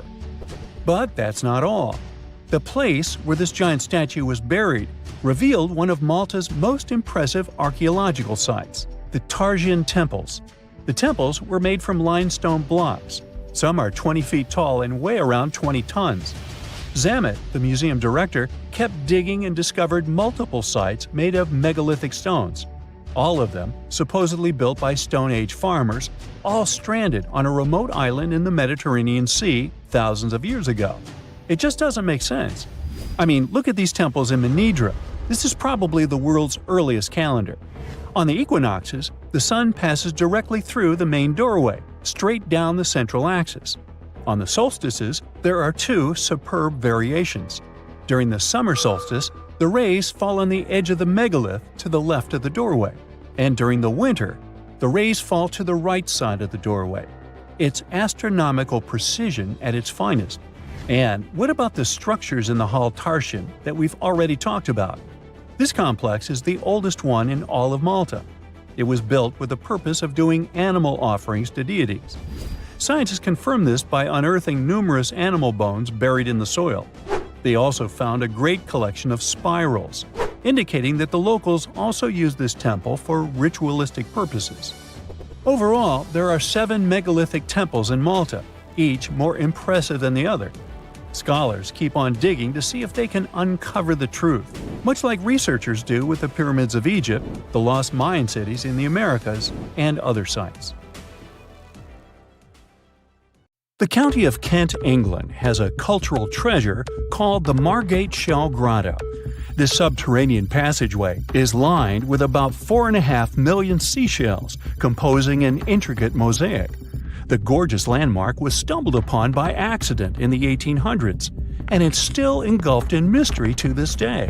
That's because no one knows who built it or why. Experts can't even figure out how it was built, since they'd need to collect samples from the walls and the removed parts would be irreplaceable. A brief analysis of the substance beneath these shells points to some sort of fish-based concoction. Some believe these walls were designed by some sort of evolved ancient civilization. Others describe the Margate Shell Grotto as belonging to either Egyptian, Roman, Indian, or Phoenician architecture. One other potential explanation is that the masterpiece was a personal project of an eccentric Victorian aristocrat. Now, the Roman Colosseum used to be nearly twice as large as it is today. However, it did not survive in its full form throughout the ages. Let's look at some of the history surrounding the Colosseum to piece the story together and how it managed to be scattered around town. The construction of this building began in 70 CE under Emperor Vespasian. Is that where Vespa comes from? Ever since it first opened, it was home to lots of activities and shows, featuring the mighty gladiators and a large array of exotic animals. And we'll leave it there. Its architectural glory started to dim down in 217 when a fire struck the upper parapets and much of the building's interiors. It took a whole century to finish the repairs for the damages, but the first form of the Colosseum would be gone forever. The downfall continued with an earthquake that affected southern Italy in 443. At this point, a big part of the Colosseum's outer ring was damaged. After the Siege of Rome, which happened in 472, locals met hardship, so a lot of them had to rely on selling pieces of limestone from the ancient Colosseum. Its most devastating blow came from another earthquake, which happened in 1349. This is when the south side of the building completely collapsed. That's when it started to look more like the building we see today in the Italian capital. However, the pieces of stone that were shaken off from the Colosseum were used to rebuild some other famous landmarks in Rome. So, if you just think about it, the missing part of the Colosseum isn't missing at all. It's just been repurposed, scattered around the city. Official efforts to preserve the Colosseum started around the 17th century and have been developing ever since, culminating with the massive Roman building being named one of the 7 wonders of the world in the 21st century. Now, the Colosseum may be the most famous, but it's certainly not the only ancient amphitheater worth mentioning. Continuing the list is the Amphitheater of El Jem, which dates to around 238. You'll find it in the small Tunisian town of El Jem. History connoisseurs may know El Jem as one of the best preserved Roman stone ruins in the world. It stands at about 100 feet tall and has the capacity to host around 35,000 people. No list of important ancient sites is complete without mentioning the glorious city of Pompeii in Italy. A massive eruption of the Vesuvius volcano covered the entire city in a considerable layer of volcanic ash. Luckily for us, though, what was left underneath that layer was very well preserved, and it's been studied ever since its discovery in the 1800s. Pompeii was originally inhabited by the Oscan tribe long ago, but it was then transformed into a colony during the ages of the Roman Empire. It has some of the best preserved villas, baths, shops, and even residential buildings. Tourists can also walk across paved streets and see artworks like sculptures, mosaics, and wall paintings. Now, when visiting Peru, most people head over to Machu Picchu. But let me tell you a little secret. Machu Picchu is not that ancient, as it's estimated to have been built in the 15th century CE. If you're looking for something a bit older, the ruins of Caro, also situated in Peru, might be a better choice, as it's one of Southern America's oldest urban areas. No sign of brutality was ever found here in this area, so archaeologists suggested that this place was home to a peaceful society. It's believed they used commerce to make ends meet, and they also enjoyed music. That's because one of the most significant discoveries made here at this site was the impressive collection of musical instruments, which featured 37 cornetos made of animal bones, like deer and llama. Another 33 flutes were found here, which were estimated to date as far back as 2170 BCE. The ruins of the ancient city of Pella in Jordan date back to over 6,000 years ago. They are also a notable example of advanced societies that have been long gone, as it features ancient theaters, Roman baths, and a fountain house. What makes this location even more important is the fact that archaeologists believed it has been populated ever since the Stone Age. The ancient theater of Fourvière is a secluded gem hidden in the French city of Lyon. Archaeological data estimates it was built over 2,000 years ago, and it offers a gorgeous view of the city. Able to seat about 10,000 people, this ancient theater is home to the famous Nuit des Fourvières, a music festival. Now, back in Greek and Roman times, it was called Heliopolis, or the City of Sun. These days, Baalbek features a temple complex that's home to two of the biggest Roman temple ruins, the temples of Bacchus and that of Jupiter. Should you want to visit it, you'll need to head over to eastern Lebanon, where these temples are wonderfully preserved to this day. We do know they date back to about the 2nd or 3rd century. The Ellora Caves in India are said to date back as far as 600 CE, and they stretch across more than a mile. Located in the state of Maharashtra, here's where you can visit a rare array of 34 temples, which were intricately carved out of the mountainside. They're filled with delicate works of art like paintings and sculptures. The so-called Cradle of Humankind is home to the oldest record of humankind's history. It's found near Johannesburg in South Africa and features some of the oldest hominin fossils ever discovered. Here you can find roughly 40% of the world's human ancestor fossils. One interesting fossil is that of an Australopithecus africanus called Mrs. Please, who's estimated to have lived around 2.5 million years ago. Fun fact, they even let you have a wedding here. Another temple complex that goes back to the 10th century is Kol Kir, and this one is in the jungles of Cambodia. The journey to reach this ancient site is not easy, and most tourists prefer to use tuk-tuks, a three-wheeled taxi, to get there.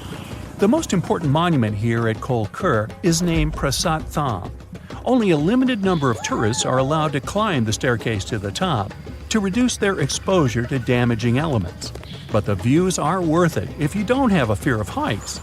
You'll see about 40 inscriptions that go as far back as 932. A lot of monuments from the complex aren't open to visitors, since they are still hidden in the forest and the area is not safe. It's hard to imagine that this site used to be the location for the biggest trading center in the world back in the 3rd century. However, since the ruins of Volubilis are some of the best preserved in the world, they can still paint us a pretty accurate picture. With its majestic House of Commons and the triumphal Arch of Caracalla, Volubilis was the farthest city of the Roman Empire and a key location for the Kingdom of Mauritania. It would have been in an even better location if it weren't for an earthquake that happened in the 18th century. If you ever want to check it out, be sure to head to Morocco's Fez Meknes region. I bet you've never heard of the legendary oasis of Zerzura.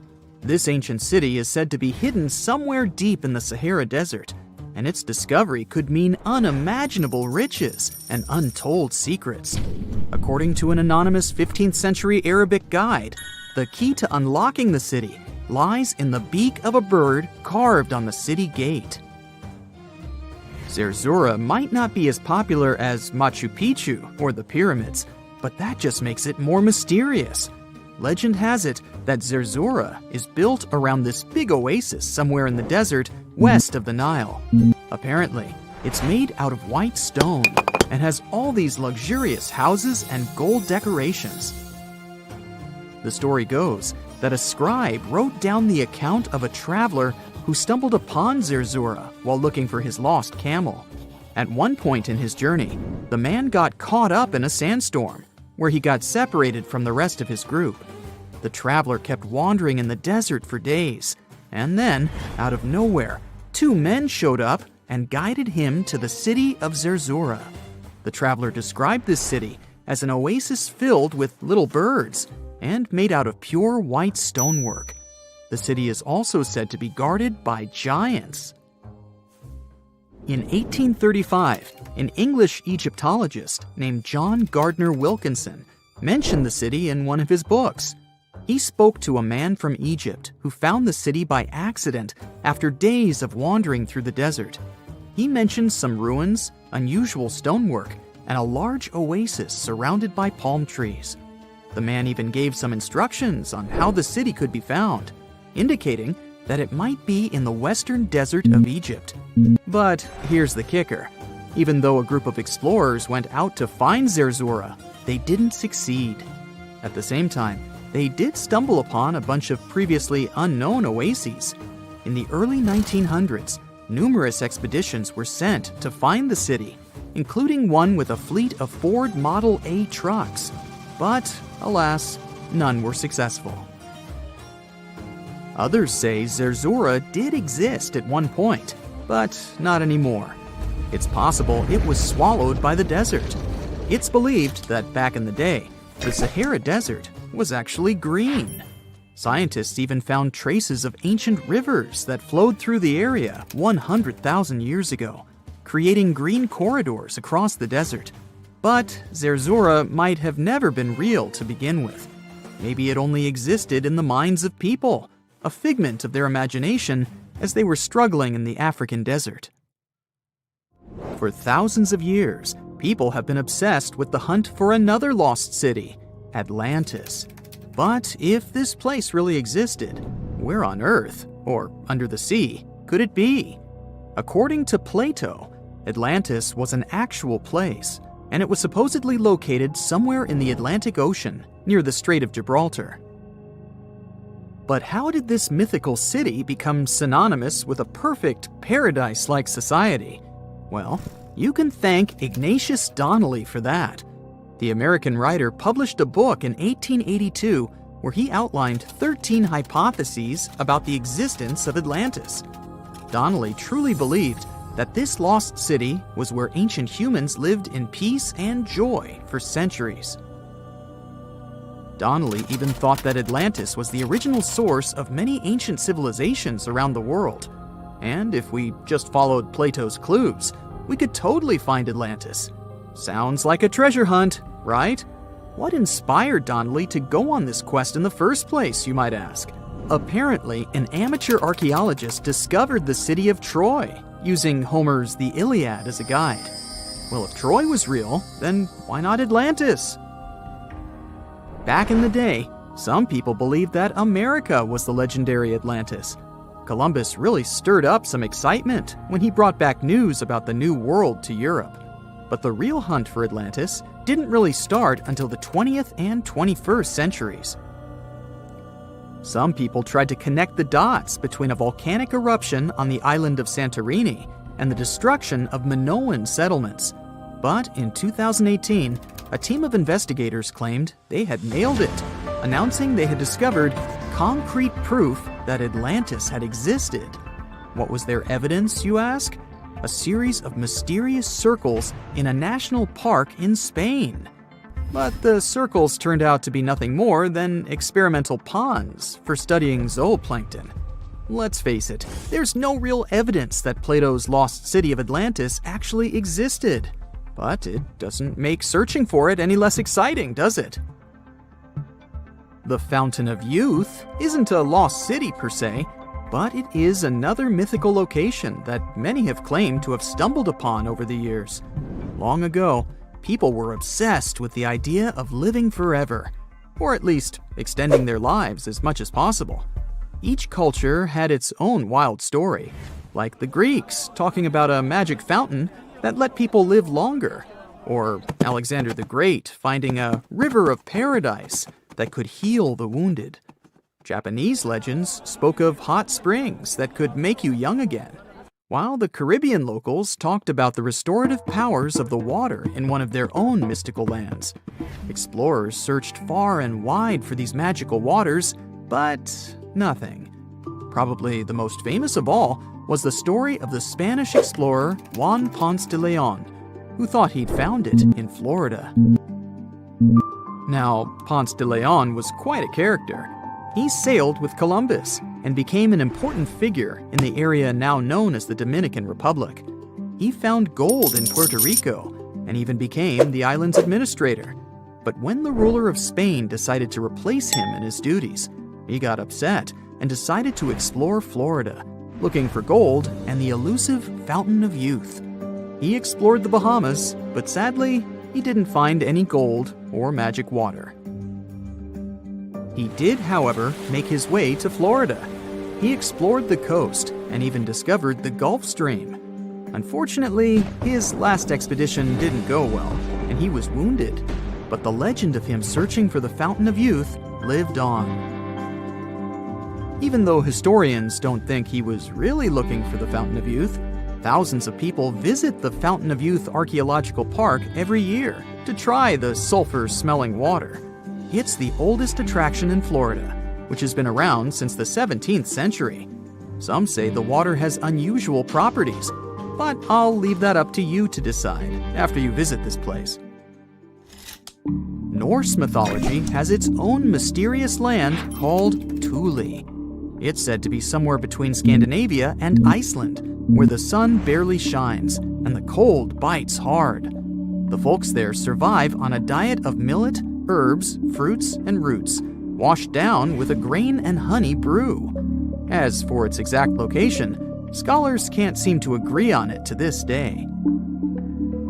The legendary ancient Greek explorer Pytheas was said to be the first to stumble upon Thule during his quest for tin mines. He sailed his way up north, passing by Scotland, and after 6 long days of sailing, he reached Thule. The people there, according to Pytheas, were quite primitive, but that's no surprise since they were just simple farmers living off the land. They showed Pytheas where the sun set on the shortest day of the year. They also told him that in winter, the sun never rose at all, and in summer, there was no night.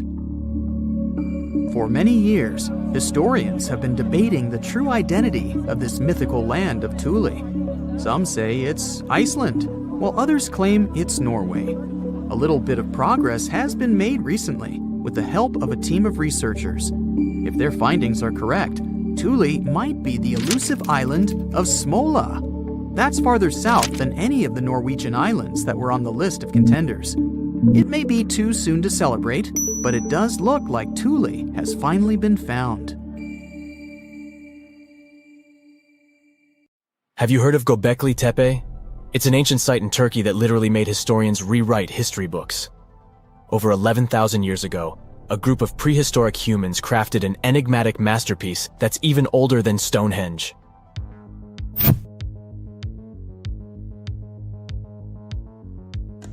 Before its discovery, archaeologists believed that people didn't know about iron and weren't good at making pottery. They were sure that settled life only emerged with the need for agriculture. But Göbekli Tepe changed this belief.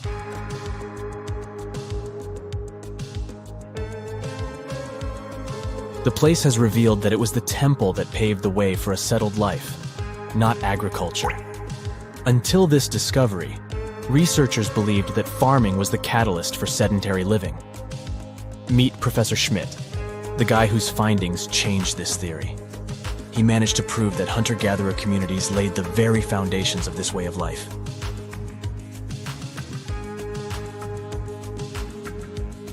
Back in the 1960s, other archaeologists visited the area, but they totally missed the mark. While surveying the region, they stumbled upon a hill with scattered limestone slabs and concluded it was just an old burial ground from medieval times. Little did they know that there was so much more to uncover.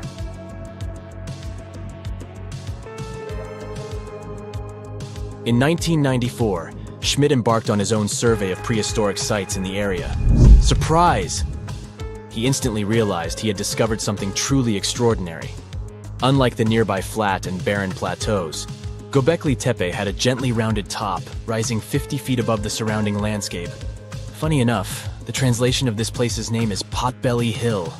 Schmidt was sure only humans could have made something like this.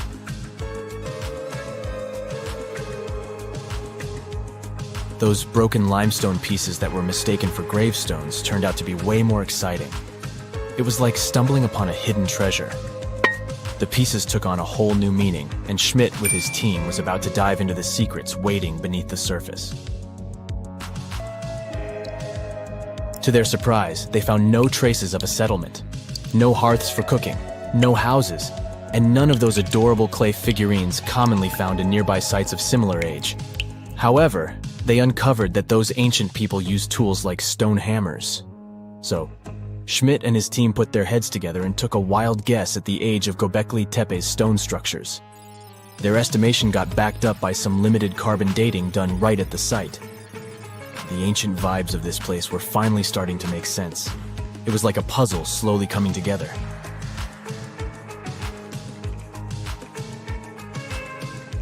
You may think that back then, people didn't have special tools to create something as cool as Göbekli Tepe. Not true. Turns out, these prehistoric folks used flint tools instead of fancy metal chisels. They were also skilled at chipping away softer limestone and crafting pillars right on the spot. Afterward, they carried the pillars a short distance to the summit and placed them upright. Once the stone rings were complete, they covered them with layers of dirt. Over time, they added new rings, and voila! You've got a cool hill to impress people in the future.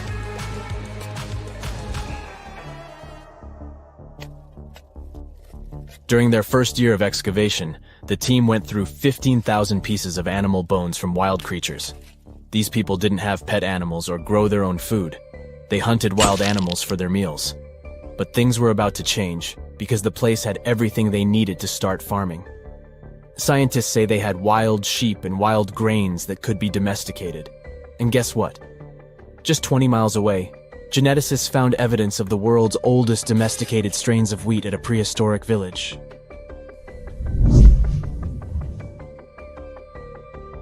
These amazing findings have completely changed how we view civilization. In the past, experts believed that people needed to learn how to farm and settle in one place before they could build temples and develop complex societies. But guess what? Schmidt's research flips that idea on its head. He claims that the incredible effort put into constructing these astonishing structures actually set the stage for the development of advanced societies. It means that societal and cultural changes happened before agriculture. Schmidt has this fascinating hypothesis about Göbekli Tepe. He thinks it could have been a special burial site where people left their loved ones. And here's the twist. The burial site was adorned with fancy statues and symbols representing deities from the spiritual realm. The idea that Göbekli Tepe could have served as a sacred place adds another layer of complexity to the whole story. While the site's true purpose may remain elusive, Schmidt's insights invite us to consider the profound interplay between life and the afterlife, and the deep reverence ancient hunter-gatherer societies may have had for their departed ancestors. Now let's talk about the stars of the show, the mesmerizing T-shaped columns that dominate Göbekli Tepe. These mysterious structures range from 10 to 20 feet tall and most likely represent stylized human figures. But one figure stands out from the rest, the three-dimensional lion relief.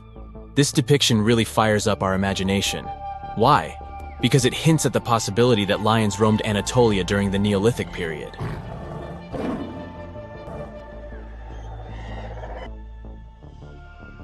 These standing stones are arranged in circles and placed in rectangular pits. Each circle has a similar setup. Two big T-shaped pillars in the center, surrounded by slightly smaller ones facing inward. Talk about a stylish arrangement. These towering pillars reach a whopping 16 feet and weigh between 7 and 10 tons. Some pillars are plain and simple, while others are like works of art with intricate carvings. Foxes, scorpions, and vultures come to life, crawling and twisting on the pillars' sides. But it's not just animals depicted on these stones. Some pillars have abstract shapes representing humans, and even small carvings of clothing items. Some of them even have belts. Now, there's one pillar that stands out from the rest like a rock star. This super old stone pillar suggests that a comet crashed into Earth. It happened during a chilly period that lasted about 1,000 years. Previous studies examining Greenland ice cores hinted at this comet theory, but now the carvings at Göbekli Tepe prove it right.